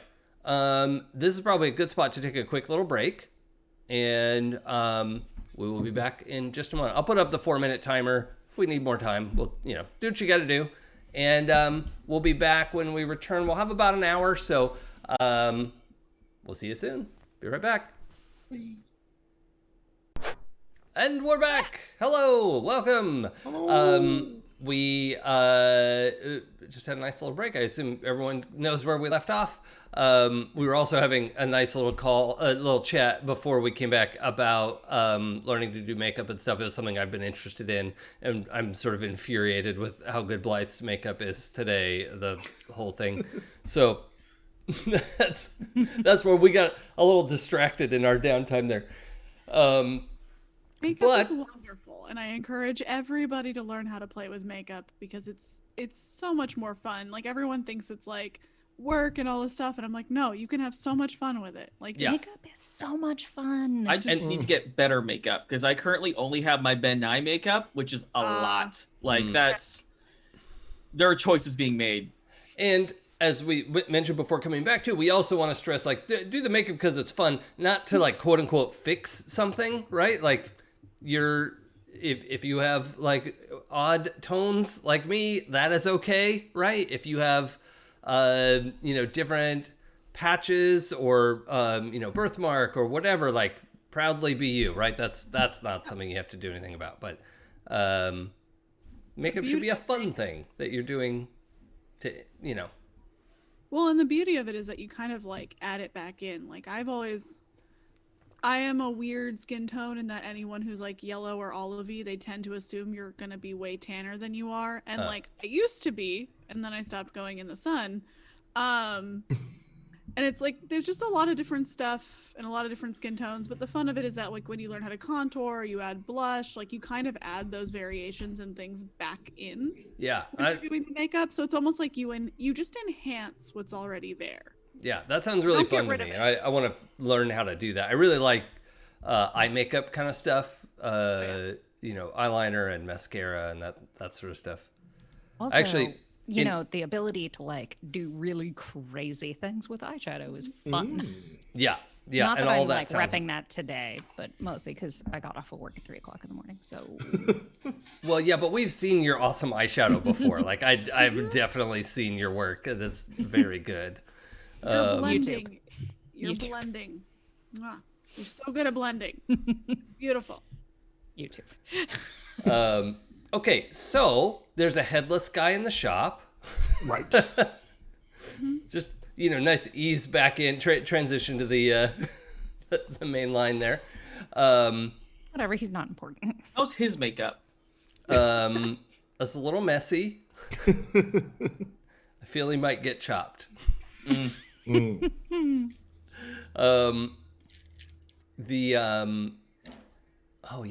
the like neck would have been smoking after the head came off because of the venom.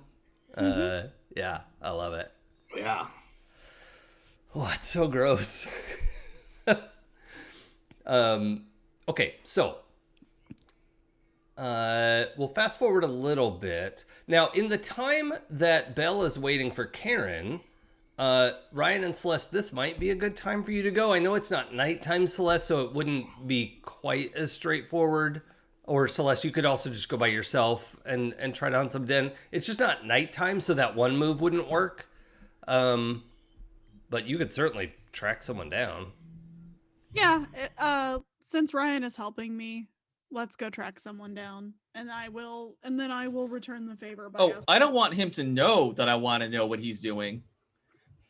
Oh, I know. That's why I sent you. I need to go change. I have blood on my pants. Oh yeah, I'm just saying. We need to.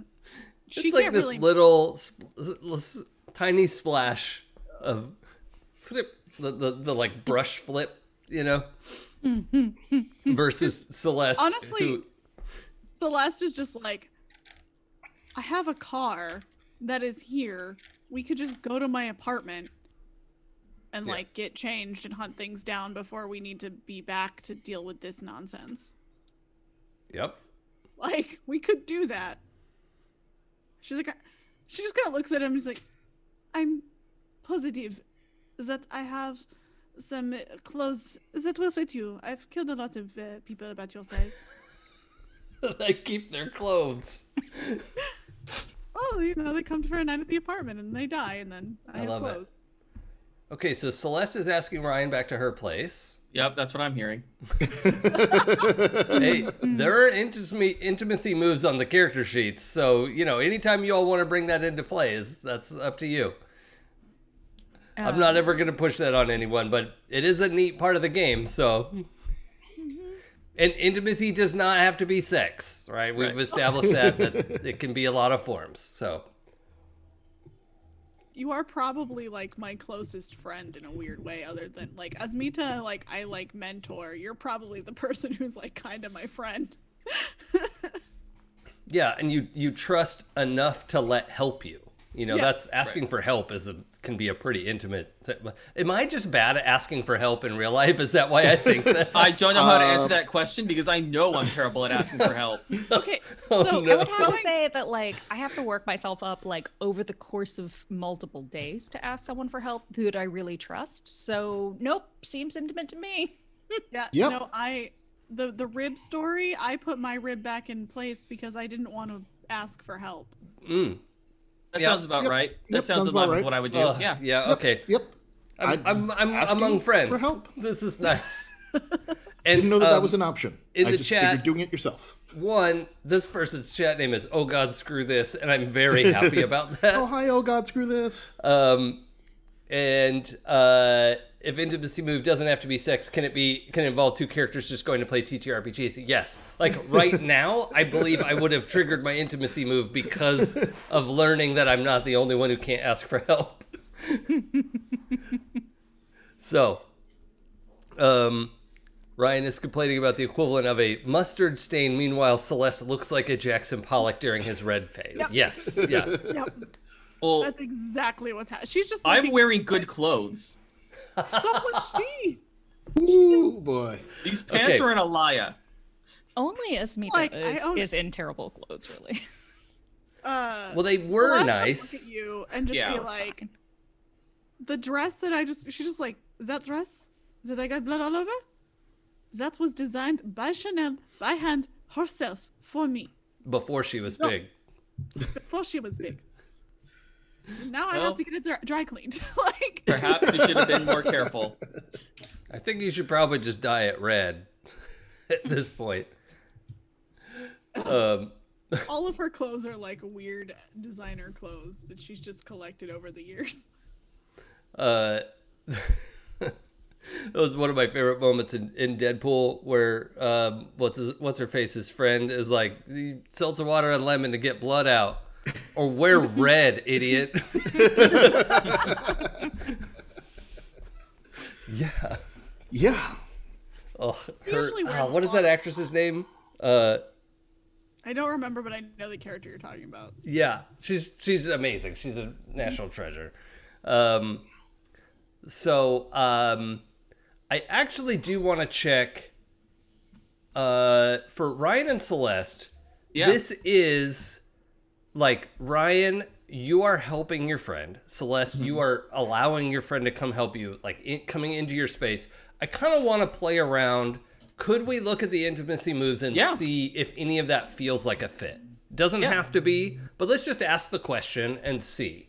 Because like the Fae one looks viable to me. Yeah, but I again, think so too. I'm not going to push it on anyone. I just want to ask the question. So I'll read the Fae move. When you share a moment of intimacy, physical or emotional, with another person, demand a promise from them. If they refuse you or break the promise, they owe you a debt. Okay. And So- for the vamp move is you tell them a secret about yourself or owe them a debt. Either way, they enter your web and owe you a debt. Yeah, Ryan should be in your web anyway, but how do you two feel about having that play out? Yeah, I'm willing to give it a shot. Yeah. Okay. Audience, consent is everything. There's literally nothing before that. That's, if you don't have consent, there's nothing. That's, Yep. I do like the idea that Ryan and Celeste head off to play a round of A Quiet Ear or something. Or just like Dread, Dread, the yeah. Jenga. Love Dread. Love yeah. a Dread moment. Oh, no, it's Star-Crossed. Oh my god, it totally is. Best two-player RPG of all time. Oh, I love it. Good society. Oh, sure. Yeah. You mean family dinner? And Celeste is like, no, that's not what they were like back then. So unrealistic.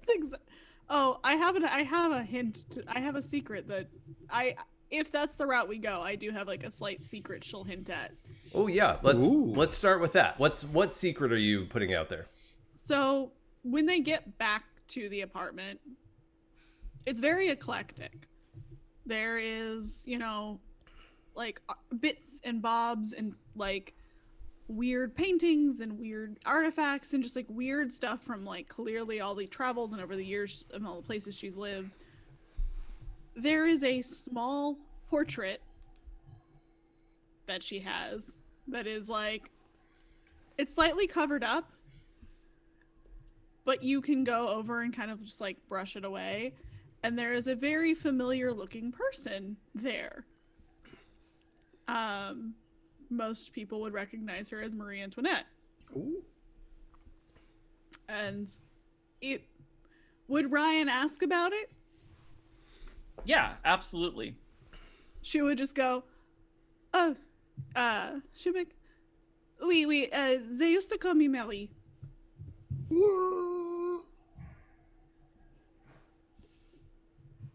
Blink, blink. That's used to be a thing. A thing. Just a thing. Cool. So, I mean, I guess you don't really eat cake anymore. I never said that. That is a lie. That was made up completely. Well, sometimes lies are better than the truth. I say let it stand. All right. Let it go. He just kind of shrugs. It's very funny what they think I was like. But yeah. That is a portrait of me from when I was younger.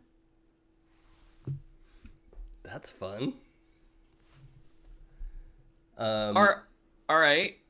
Okay, now because of that move, you told the secret, so you don't owe Ryan an additional debt, but you do need to add Ryan to your web, and Ryan, you will owe Celeste a debt. All So right. just add that to the pile. Okay. Do you want me to update the sheet, or do you want to do it? If you have it open, that'd be great. I've 5 windows open. Ryan owes Celeste 1 debt. Got it. Or, hold on. I'm in view only. I have to request edit access. Oh, what? I thought I made it so everyone could. That's annoying. You know what? It might be because I'm on my other Google account. Oh, okay.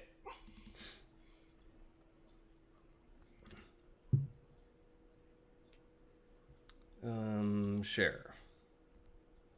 It should be anyone with the link. Oh, can view. There we go. Edit.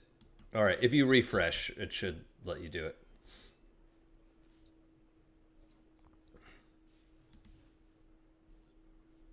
Boop, boop, boop. There we go. I was going to do it. Ryan owes Celeste 1 debt. Boom. Sweet. Nailed it. And then add it to Celeste's hold over Ryan. Awesome. Did it. Thank you. Yep. And now we know how old Celeste is. Yeah, exactly. Okay, and then the Fae move. Mm-hmm. So I think while we're like going through clothes and talking about things, Ryan kind of brings up a bit about Claude. And look, after what Claude did, it's really hard for me to trust people. I'm sure you can understand why. You know, he kind of caused our friend to... Basically, his actions killed someone very close to me. Someone I thought was close to us. So, if I seem a little pointed during this whole interaction, that's what that is. I need you to make me a promise. I need you... Just... Don't betray me.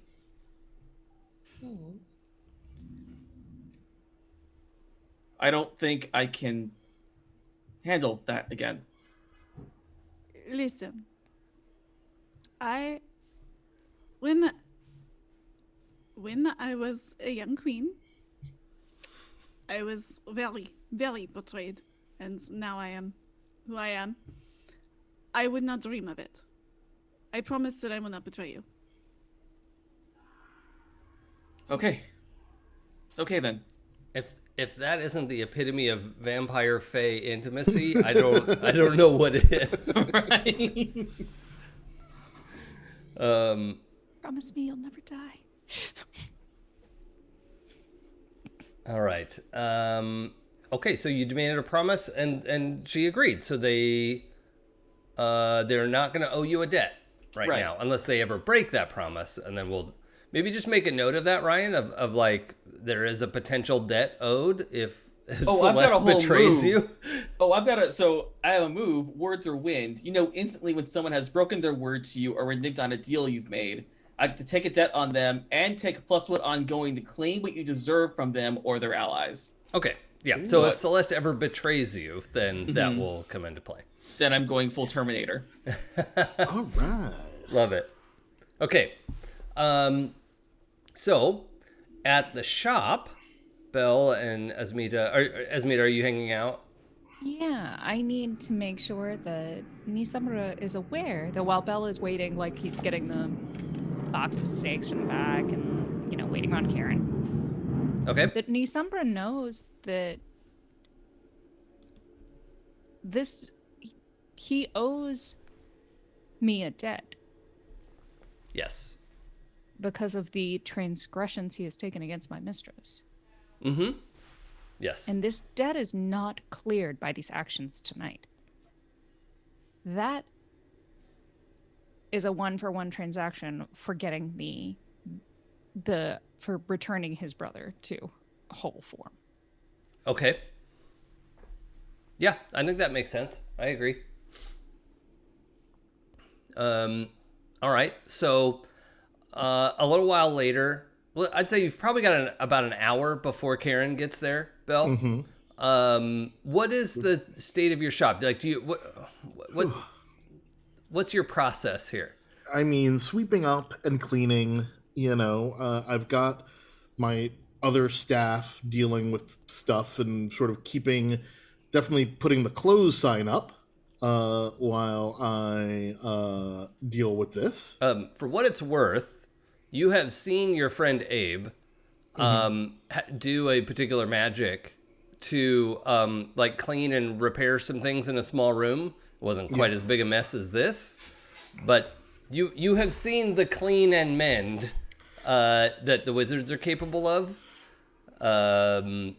If you want to call in help, that is gonna be a debt situation. But I know I feel like I'm already in debt on the day. I'm just gonna clean up. We still have to go and get this stupid amulet, and so hopefully these two jerks can help us do that. Yep. And I'll deal with the shop tomorrow. Okay. So you're just doing some cursory cleanup stuff. Just sweeping up the broken glass, writing bookcases, I guess trimming the vines, because that's a thing that's in here now. Yeah, I think they're slowly dying. At this point, they just sort of poked through the floor and are now dying off. There's a hole in the ceiling. Oh yeah, that's huge. Not my fault. Didn't say it was your fault. I just was noting that there is a hole in the ceiling. Yeah. That guy up there has been yelling down at you from time to time, like, just ignoring it. What are you doing? You don't need to know. Your insurance better pay for this. Whatever. Like at some point I want to get like kind of I want to stand on a stool and like poke my head through the hole. Your snake head? Yes. Oh god. He screams and runs into the bedroom. That's what I thought. And then come back down. Yeah. It's like sometimes quiet is the best choice. It is, but Esmina, do you really think that helped the situation? Is he screaming at you? He's not right then now. Yes. How long does your demon form last? I'm gonna say I'm gonna release it after I get the dude to shut the fuck up. Sure. Okay. Excuse my language. Esmina, I'm just not gonna. It's been enough of a day. We're just not gonna deal with that. For the past. And I should really eat something. Yeah.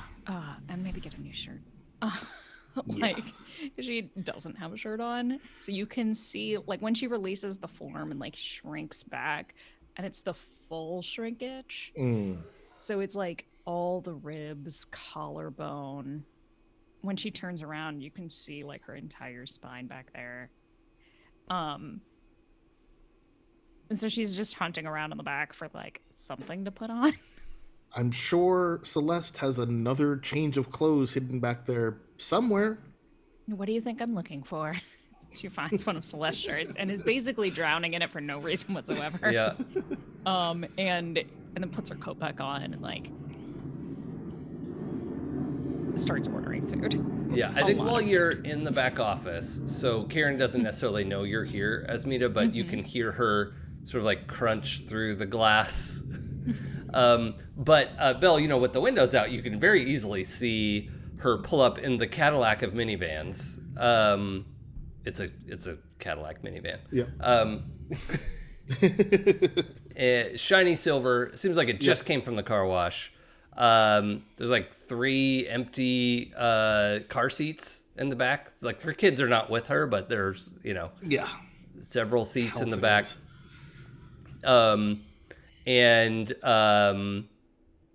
You know, she comes around the car and kind of like looks through the window and then like pointedly goes to walk over to the door and walk through the door. She could have just stepped through the plate glass. Gaping hole in the front of my store. Like scrapes the door open as all the like, you know, ground glass, you know, and all the bell goes like ding clank and like falls off.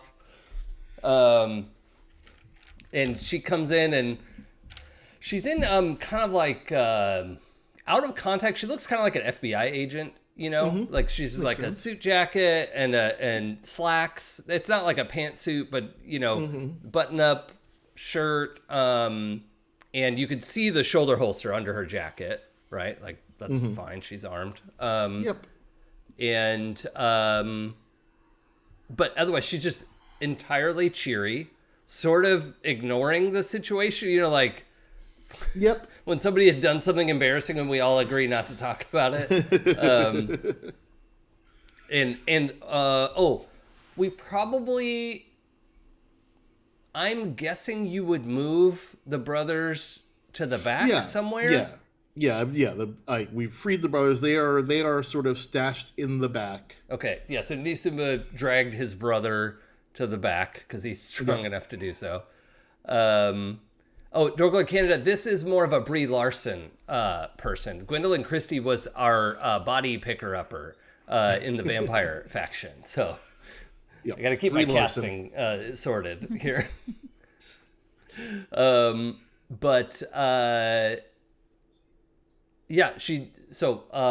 Simba and Nisuma are in the back, and she has like just a little bit of a shoulder bag with her. It doesn't look like anything expensive. And she says, Belle, I hope you're doing well. I again have had better days, but Yep, I'm fine. Did you do something new with the place? Oh, you're funny. You can tell she thinks she's very funny. She does not have a good sense of humor, but she thinks she nailed it. You've got jokes today. That's great. Can we just do the bits here? Just do the thing. Certainly. Do you have something for me? Yes. And I bring forth the box of steaks. Yeah, I'm picturing like a little like, you know what the like fold open backgammon set looks like? Oh yeah. But like 3 feet long. You know, it's like a massive backgammon kind of chest. And inside it are 6 3-foot long steaks. You know, sort of put alternating in like red velvet. It's really like it's a really nice case, pretty elaborate. And the steaks themselves have they are wooden with this lattice work of silver worked you know, sort of like engraved. It's not accidental. It's like an artistry, you know, spider web kind of pattern in silver that was probably carved, and then the silver is laid into it.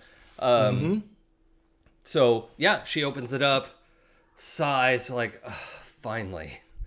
And you can just see this is like clicking over for her. Like she's going to get promoted. She's going to like, this is like checking a lot of boxes for her day. Right. Listen, I'm happy to help. Just want to make sure these aren't set for anyone I know. Right. Well, I don't know who all you know. I'm just saying. Well, I don't think that's any of your business. It's a little bit my business. So you don't want to trade them? I'm not saying that I don't want to trade them. I'm just asking to maybe not use these on people I know. Well, There are plenty of vampires I don't know. I can't promise that, Belle. No, you feel the like subtle vibrations of a like rejected promise. You know, this is your shop. Like you make promises here, and you trick people into promises all the time. Yeah, and you can feel her resistance to that. Trying to think if I want to. Yeah, you will have to push harder to make something happen because she's not like supernatural, but she does understand what's happening here. So, yeah. And she is currently doing you a favor. That is true. So to turn that around would be quite a feat. Fine. Here, take them. Give me the Infinity Band. Okay. I don't want to know what this is for, but I'll just wait out in the car and you bring it out to me when you're done with it. Thank you. All right. And you understand, I can't guarantee that it's going to do whatever you want it to do. People get funny ideas about Infinity Bands. Listen, it's the best option that I have right now, so I'm going to, use it. Okay. Well, I'll wait outside for no more than an hour. Trust me, if it doesn't work within an hour, it's not going to do whatever you want it to do. I don't want to know, but you need to bring it out to me within an hour. That's all I need to know. Thank you. Okay. So, yeah, she just takes that case under her arm and walks out to the minivan. And I'll take the Infinity Band and take it back to the brothers here. Sure. So what you have is a what looks kind of like a dark brown leather strap that is twisted, and it has no beginning or end. Right? Like there's no there's no like there's no like buckle or anything. It's just one continuous strip, and there's a twist in the middle, just like a classic infinity sign. So it's really not a very creative name. It's literally an infinity band. And it does, like, on first glance, it just looks like somebody's belt, right? But when you really look at it, it has that impossible, surface. Oh, right. Okay. Like you really, like, your eyes don't want to look at it. It's the sort of thing mortals would go like, it doesn't look like anything to me. Right. Cool. But it certainly would be big enough to, let's say, fit over someone's neck. All right. I mean, yeah, I bring it back. I'm like, I've never used one of these before. Do you know how to use this? To Esmita? Either Esmita or what's the brother's name? Nisumba is the one who's kept his head. Nisumba. I'm like, Nisumba, Esmita, anyone know what to do with this thing? Here. I am going to arrange the infinity band around his neck and attach the head back to the neck, and then place the infinity, and then move the infinity band so it is over the severed portion. Yeah. And Esmita, I think your your affiliation with the Asuras in general, like I think the infinity band is something that has come up in a lot of deific it is described differently in different belief systems, but it's the sort of thing that like, yeah, we all know what this is. Like an angel would know what it is. A demon from hell would probably know. But Belle, you're far enough removed from hell that like you weren't very high up in that hierarchy to really be exposed to something like this. But it's something that like Celeste and Ryan probably would not have ever heard of, right? Because it's sort of a divine object that is different things to different belief systems, but it's certainly something you've heard of. And yeah, you're doing it right. You slip it over. Has Esmita actually come in contact with one of these before? I don't think so. I think this is something that, like, it's just such a part of the lore that it's like Asuras are always getting their heads cut off. Like, it's like the number one thing. Yeah, like Zeus goes and knocks everybody up, and like Asuras get their head cut off, and like demons get cast down into hell. Yep. Like, that's just a thing. Yep. And they get their heads put back on a non-zero number of times. Exactly. Like, it's one of those things that, like, it just happens, and then you fix it. Yep.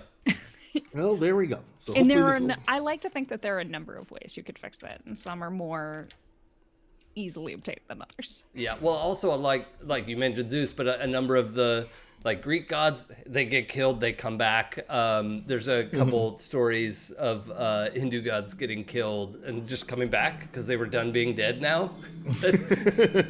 Like that's fine. I'm done with that. I'm ready to not be dead. Thank you. That's fascinating. Like, the Egyptian gods have it. Yep. Like, Yep. Everybody's got something. Yeah. Everybody, like, they just, if you actually want to get rid of one of the Asura, you have to work harder than this. Yeah. Yeah. This was a standard, like, let's inconvenience them until we get what we want. And you got Nisumba to promise something on his brother's behalf as well, that both of them would help you do the thing. So you fit this on, you get this gory mess and like set the head back on, and there's like a half a breath of like, oh God, it's not gonna work. And then the band cinches, like grabs the neck, and you can feel, you're holding the head there, and you can feel like things pop into place. And there's this horrible grisly noise as his like breath starts through like broken trachea, and all that kind of stuff is reconnecting. And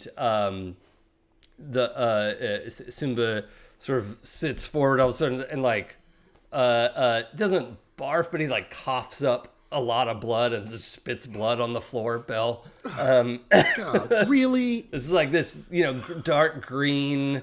It like smells weird. Like, it's not the sort of iron smell of regular blood. It's like there's something wrong with this, right? It smells like veggies that were at the bottom of the fridge for too long that you forgot were down there. So, the crisper drawer. That's what I want. Yep. Compost is a wholesome smell. What's that? Yeah. Compost? Yeah. It would be compost if it could actually like decompose the rest of the way. Right. But he's like leaning forward, elbows on his knees for a second, coughing, and you could see like the skin sort of going back together where the band is shifting around. But as you're watching him do this, actually both of you, I'm gonna have you roll. Please roll. Mm-hmm. Where is it?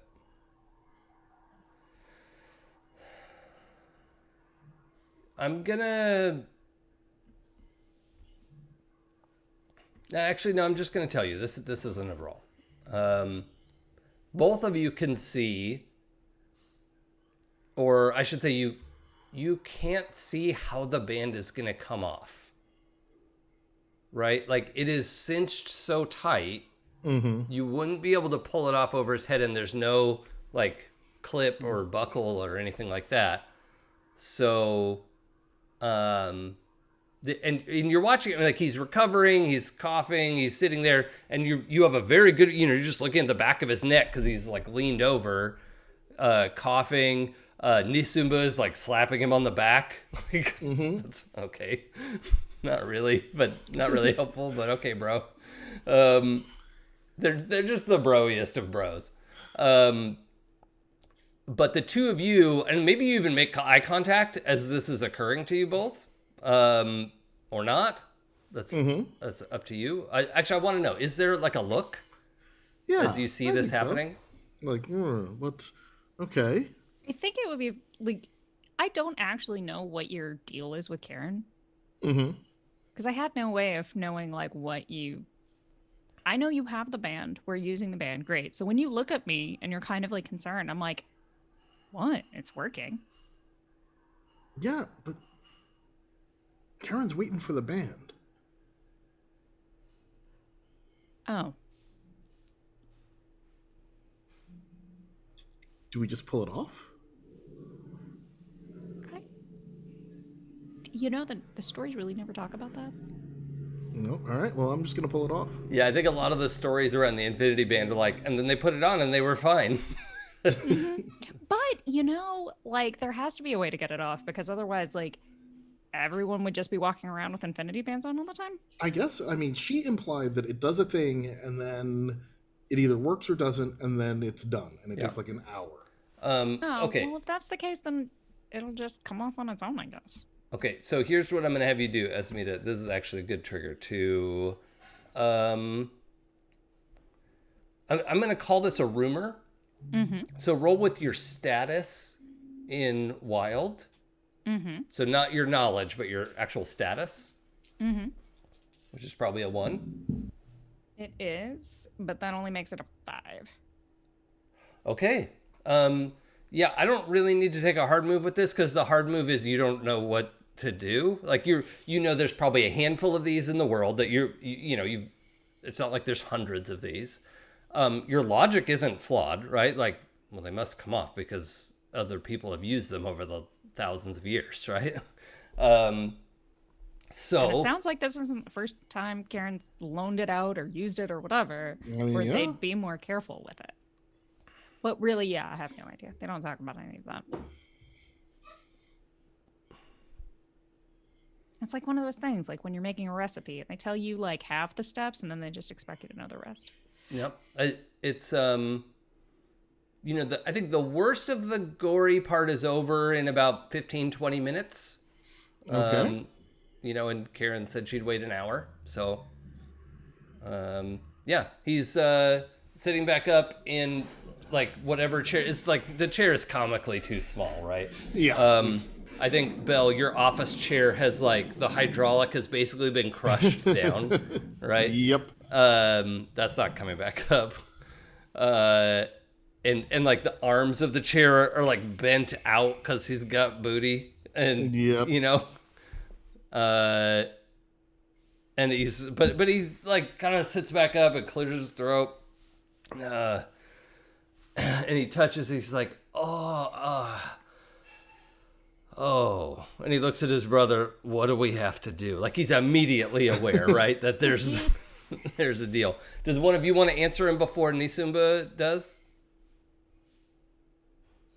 I am going to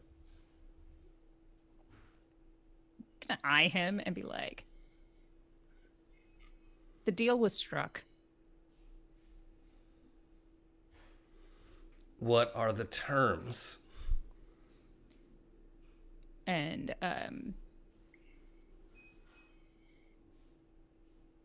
you both create a distraction, havoc at the place of our choosing against the people of our choosing tonight. Havoc? Yep. Contained. That is a tricky definition, and I don't want to break the terms of our agreement. And he like to the place and people of our choosing. Stretches a little bit. It is the contained to the place and people of our choosing. Yeah, we'll tell you where to go, and who to distract, and then you'll do it. We then are we're allowed even. to kill. I mean, Those who move against you only. yeah. I understand. And he like keeps like stretching and turning his head. You hear like pops and like he's clearly uncomfortable, right? And he's but he doesn't, and then a couple times he'll reach up to touch it and like he's almost gonna pull on it and then he doesn't, he's just like Like when you have like a band-aid. yeah. Like, is Yeah. it still bleeding under there? Yeah. Should I check? I should check. Don't check. And then also, like, I just want to make 100% sure, like, I am looking in his eyes. It's like, you know where you are.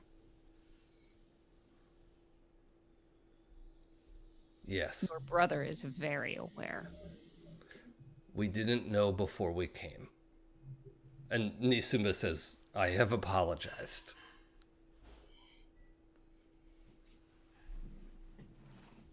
Cool. We Great. didn't know this was yours. And he's just speaking directly to Esmita. Just to be clear, store's not hers. Store is mine. You Nisuma fucked looks up at his my brother. store. Eyebrows go up. And then looks to Esmita like, can you elaborate? This is Nisuma's asking you. You know where you are, and the specific specks of dirt that you stand on are not important. Oh, Hey. your friend is an idiot. Hey. Esmita. It's okay. Come on. He turns to Belle. Nisuma turns to Belle. He's like, it's not your fault. But Like he it's is my store. being extremely condescending to you. Oh my god. Can we get rid of these guys already? I'm really done. Hold on. With I need these to two. have you roll it's keep been your like cool. It's been like half an hour. My food should be getting here soon. Like you can feel the blood rising, Belle. I need you to roll keep your cool. Roll with spirit.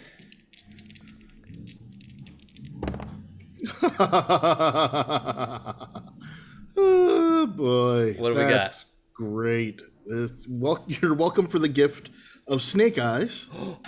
And with my spirit, it's a 3. Okay. So, couple options. I like turn to violence. It's just to like punch the guy, right? That's an Well- option. You could. Oh, what does your corruption move do? I was gonna say this might be a nice time to let it out because this is definitely an unsuspecting target who underestimates me. Yeah. Yep. So I will do that. Let me roll with spirit. Have you promised that no harm would come to them? Nope. We promised no blood would be spilled. Mm-hmm. Okay. We promised that we would not be the first to spill blood. Okay. So you punch him in Wording the is side of the head or the gut or something, and That's a 9 on the dice plus 1 for my spirit for a 10. yes. Okay. And so I am definitely inflicting 4 armor-piercing harm, Yep. and I will mark myself some corruption. Well, wait. On a 10 plus, you can ignore the corruption or the complications. So you can. I mean, there's just always complications with let it out. So, Yeah, I'll take the complications. No, I'll ignore the complications and take the corruption. I mean, that is easier for this current Yep. moment. Yep, that's what I will do. Okay. Okay. So then, rather than hitting back or anything, what does this look like? How do you? So Hurt him. for me, this with this one, this is I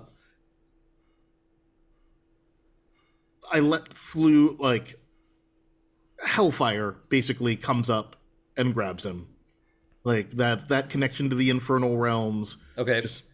I just let that spark right back up, and yep. Okay. Get some nice tendrils of 4 harm, armor piercing, of hellfire all over him. Sure. Yeah. This time the smoke came with fire. Yeah. Yeah, Yeah. Just like woof from the floor. That is, I assume you've just disabled all of the smoke detectors in your shop. No. But yeah, this like whooshes up. I'm just now realizing that these two are probably naked. They're just I assumed. like I was looking at pictures of them, and they're not like super into clothes. It Most seems. of them aren't. Like from what I've seen anyway, most So of the Asura are like they're into jewelry. Yeah, they're probably well adorned in that sense, but they're probably just like a couple of green Dr. Manhattans with not Anglo features, obviously, but you know, I assume they're just swinging free. So that is the environment in which this hellfire comes up around his legs and other regions, and you have his entire undivided attention as he like quick steps away from you. His eyes are wide, and he's looking, and he's very careful. Like you could tell he's like, is there blood? Because he would be released, right? But you didn't break the skin. Nope. He's just very badly burned. Yep. And yeah, his forearm takes, and he's looking at you in a whole new light, Bell. Like he knew you were kind of like a little different. I don't think he understood the extent to which, or the power that you could bring to bear. So yeah, there's a whole new vibe in the room. Good. There should be a new vibe. Yep. Like, yeah. So this is my shop. You fucked up my shop. I'm helping your brother.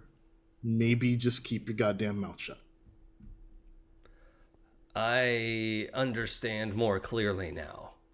Good. Doubtful, but you know. Yeah, I mean, he's so bad at hiding his facial expression. He might as well have said, "I will try to murder you later." Well, that's understood. Right. Like, that's just implied in this entire conversation. Right. Great. So now I'm going to turn to the other one and be like, okay, take it off. His eyebrows go up. I cannot. Yeah, you can. So take it off. No, I mean, he like kind of shoves it with his thumb, and it doesn't budge. It doesn't even like slide up and down a little bit. Can I try to take it off? I'll die. Well, my head will fall off. Maybe not, because I've got to get it back. So I don't think it works like that. I think that it does. Okay, well, I mean, you could tell, like, he doesn't really know. Then I'm just gonna take it off. Okay.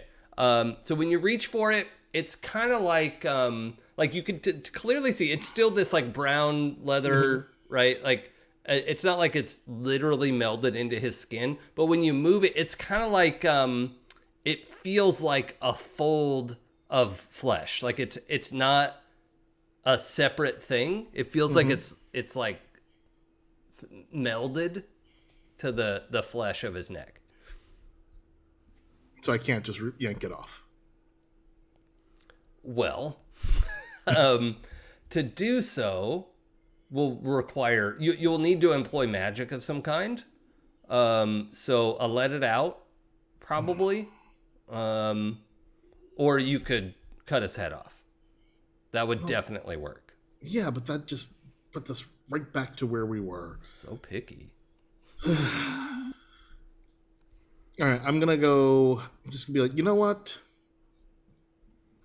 Oh, hold on. Sit here. Hold on. Let me look up something real quick. I don't want to give away what I'm looking at. Hold on 1 second.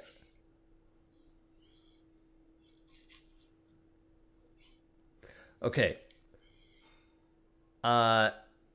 If you want to try let it out, I would be open to you teleporting to your establishment while holding on to the band. Oh. Right? And whatever heart of the building is your like teleport. I assume you have like a a circle, marked out somewhere that you return to, and you're not currently on it. And so I'm fine with you teleporting from your office to further into your office, while trying to just bring the band with you.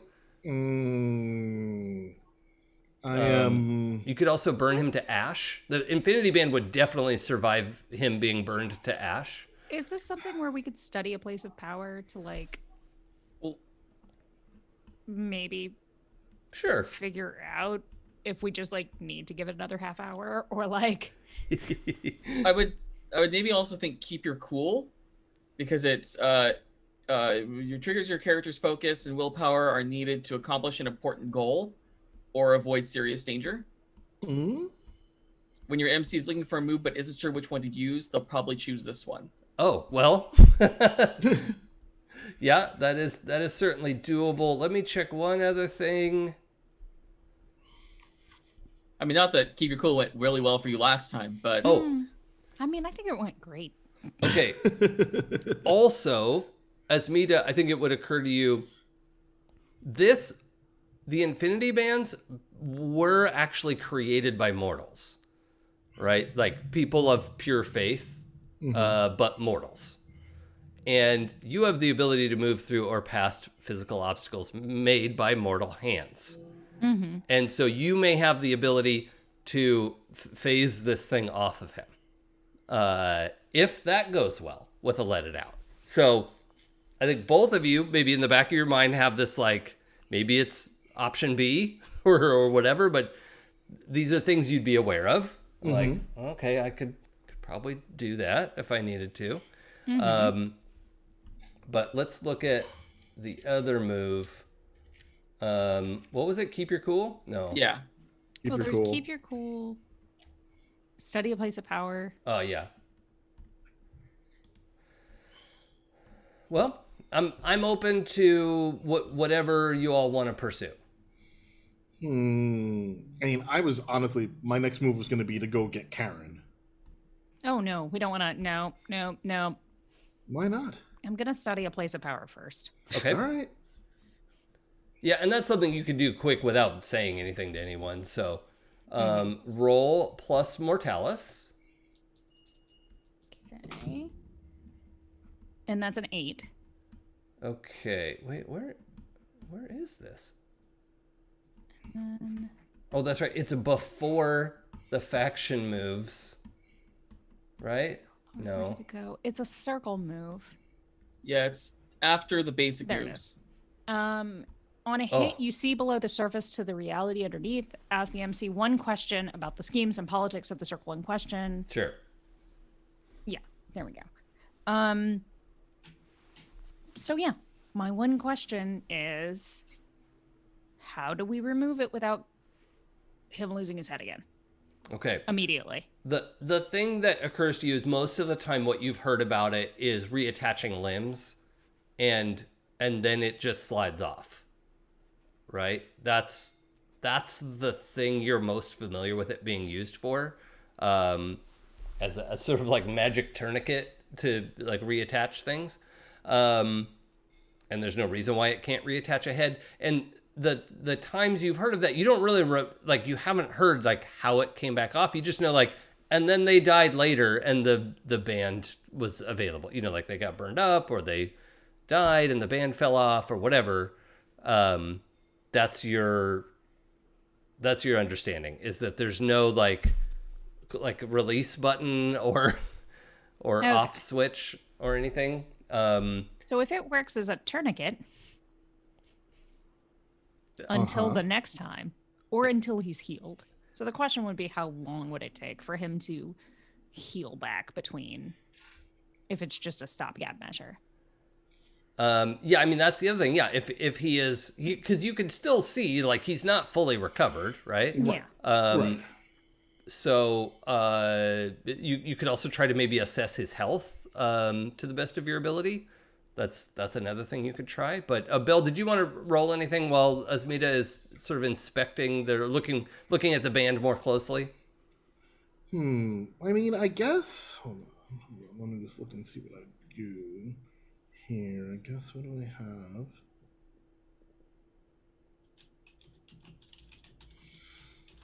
I don't want to turn to violence.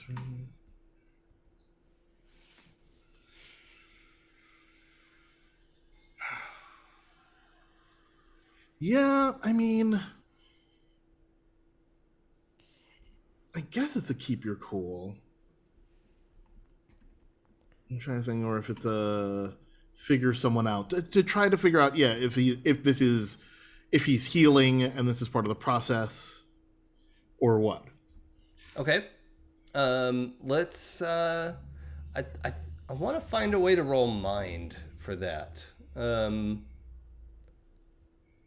Yeah, let's roll. Figure someone out. I roll with mind. Yeah, but I'm essentially thinking you're actually trying to figure out the band, not like Simba is just an incidental figure in this story. So yeah, let's roll that, and we'll bend the questions to being about the Infinity Band.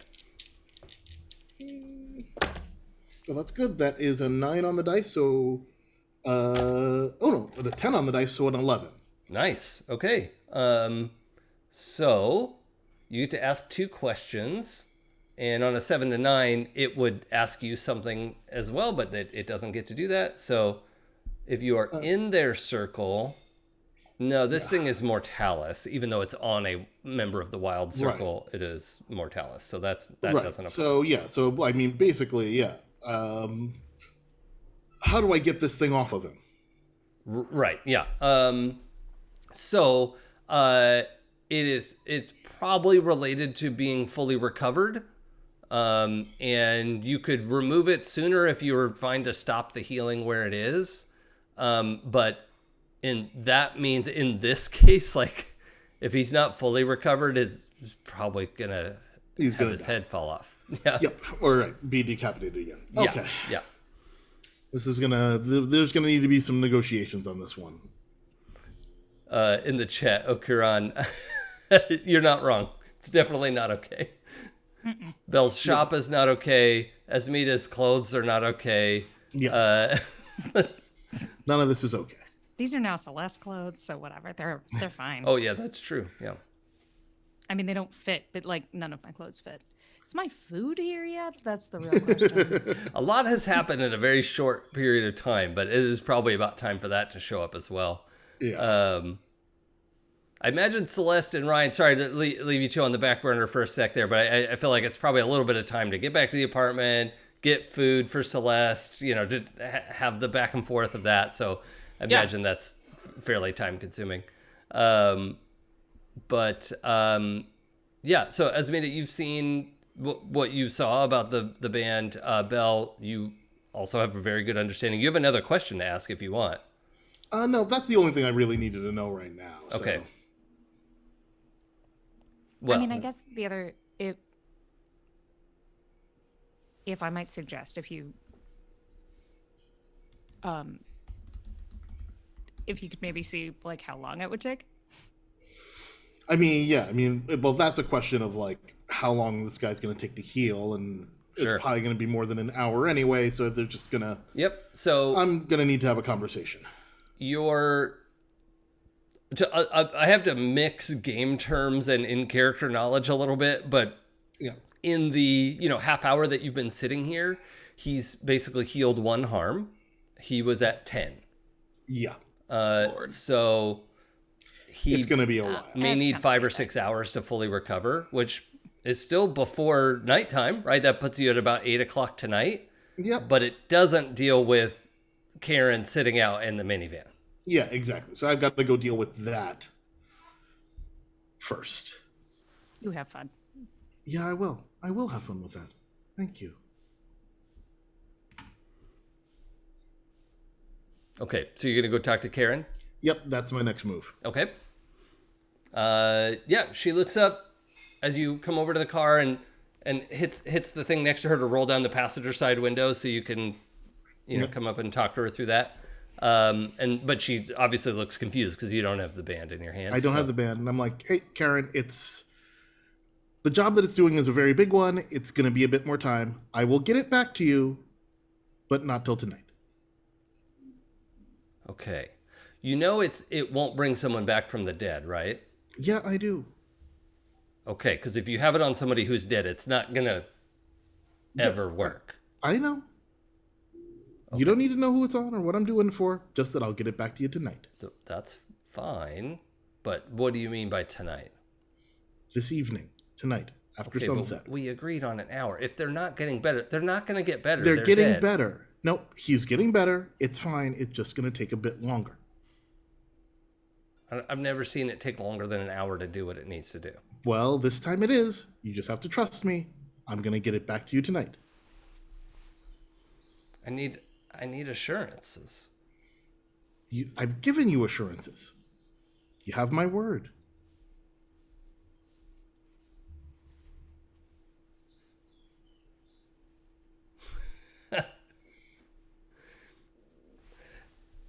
Is there someone else I could speak to about this?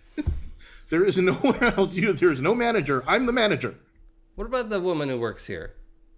She's not here. No, the tall lady. She's thin, is it? She's almost always here. She's otherwise engaged, and you're going to hear tall, this. Right? You're going to hear the same thing from her that you heard from me. I don't know, but I feel like we're not really connecting on this communication. I have obligations as well, right? And I'm sure, like, I'm not saying it's your fault, but we have to come to a solution of some kind. The solution is you have the stakes, I have the infinity band, and I will return it to you this evening. But how can I guarantee that's going to happen? I'm not going to give the stakes back. That wasn't part of the deal. I'm not asking for the stakes back. I just need a little more time with the infinity band. That is it. Okay, you're going to have to persuade an NPC. All right. Roll plus heart. Heart. Oh, that's good. That is a 9. Okay. Well, unfortunately, the 9 is they counter your offer or demand payment. I will take a debt. Yep. Fine. Is there a point where I can, if we assume my food is arriving around now? Oh yeah. Actually, yeah. The delicious help? the delicious guy shows up on his moped, right behind the Cadillac minivan. Because you got a 9, right? I got a 9, so I'll take. And listen, I don't mind taking the debt on this one because there's nothing else to be done here. Well, if I lend you a hand, I could give you a +1, and then you don't have to deal with the Karens. I'm open to it. As you're sort of walking by, and like honestly, you just nodding at Karen would give her some assurance that she spoke to the manager. Because you're clearly. But I won't do it if you don't want me to. No, that's fine. That's whatever is gonna. I just want her to go away. It does extend the myth that this shop isn't Bell's, though, which I don't. It's my shop, so nonetheless. It's literally got his name on the door. Yeah. Well, yeah, the door is still intact. Yep, the door is intact. Yeah. Cool. Well, if that's what it takes, that's All fine right. by me. So go ahead and roll with wild. Okay. So I got a 9 plus my wild. That is the wrong. I keep opening the wrong thing. Plus my wild, which is a 1, so that's a 10. Oh, okay, great. So then you don't expose yourself to further entanglement. That puts Belle up to a 10, where they see your point and do as you ask. So yes, she is finally convinced. As Mita walks up behind you, nods to Karen, and Karen sighs. All right, well, when can I expect it? 9:30. Okay, well, call first because my kids will be in bed and I don't want you to wake them up. Of course I would call first. Okay. You don't... If you wake up my toddler... I will not wake up your toddler. You do not know the wrath that I can bring down on you. Okay, fine. All right. Fine. All right. Yeah. And she just, let's see, turns on the car proper to leave. What music is going to come on? Oh, God. The most Karen-y, like Wrecking Ball, maybe? Oh, God. I'm feeling something Carrie Underwood-esque. Oh, okay, sure. Yeah. Yep. That sounds about That's right. the country singer, right? Yeah. Yep. Yeah. Yeah, I could live with that. Cool. But I also have this vision of her like trying to be the cool mom, you know, of 45 and not cool. And maybe like Adele. Yeah, that's Maybe like what Set I want. Fire to the Rain. Yep. Yeah. Ugh. Perfect. Yeah, so that comes on, and yeah, she drives away as you go over and talk to your food delivery person, Asmita. He has a little like the like goofiest of helmets that is like the top and the back with no like faceplate or anything. Oh yes, Dork Lord Canada. It's the Carrie Underwood cover of Wrecking Ball. Yes. Just like twangy guitar. I came in like a wrecking ball. Good times. Yes. Oh, that's the worst. Esmita, anything to say to your delivery guy?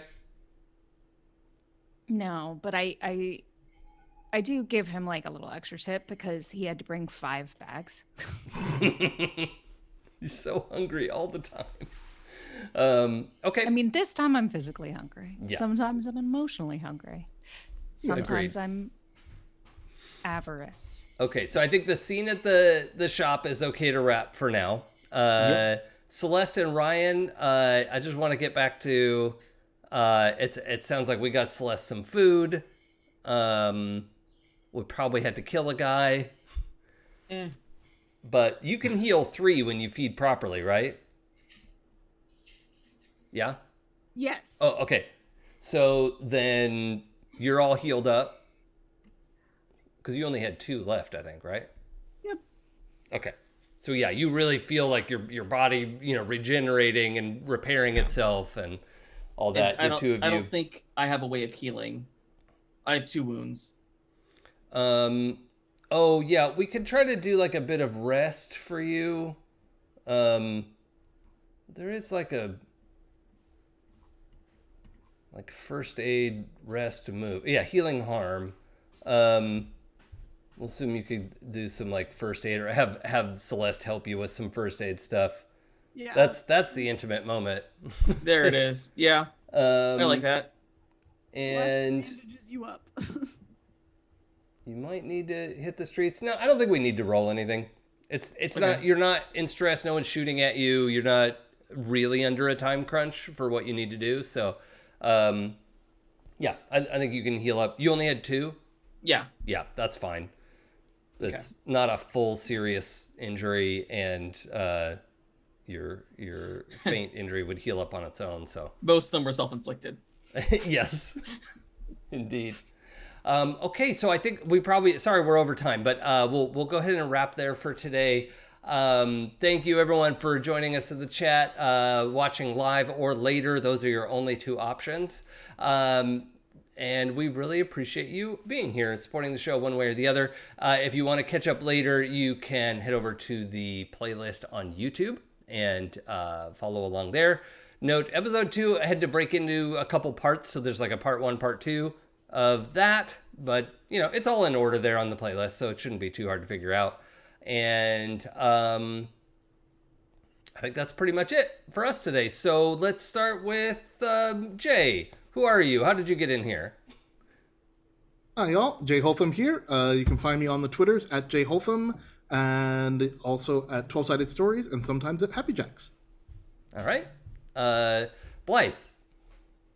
Hi, everybody. I am Blythe Kalla. You can find me on Twitter, Instagram, and YouTube and Twitch, all under Blythe Kalla 93. I'm hoping to be streaming some of my new Mass Effect Legendary Edition soon. I am currently on Happy Jacks every other Monday at 7 p.m.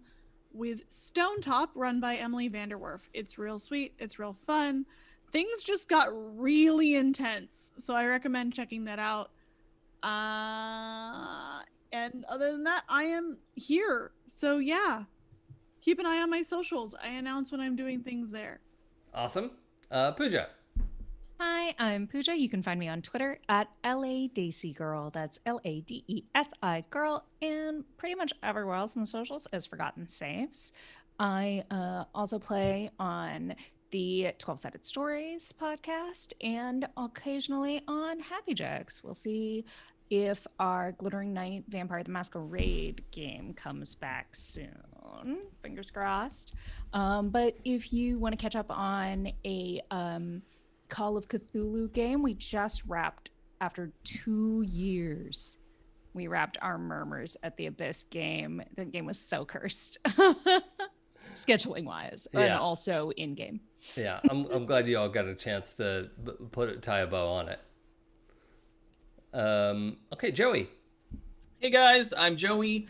You can find me on the socials at Joey Nestra because it's my name. And hopefully Glittering Night comes back soon. I miss playing my beautiful vampire fuckboy. And he's super fun, so I hope I get to play him again soon. Other than that, I'm here. Keep an eye on the socials. Hopefully more stuff coming soon. Awesome. And I'm Jason. The channel is It's Probably Okay. You can find me on Twitch and Twitter at It's Probably Okay. I am also on Happy Jacks RPG currently on opposite Mondays to Blythe because they don't let us play together anymore. No, that's not true. But I'm in the Traveler 2.0 campaign over there run by Bill. And it's super fun. It's very goofy and fun. So thank you, everyone, for joining us. We will be back again next week to continue our story. Really appreciate any amount of sharing and talking about the show you could do. This is a lot of fun for us to put together, and it's even more fun when people come hang out. So thank you for joining us, and we will see you next time. Bye. Bye.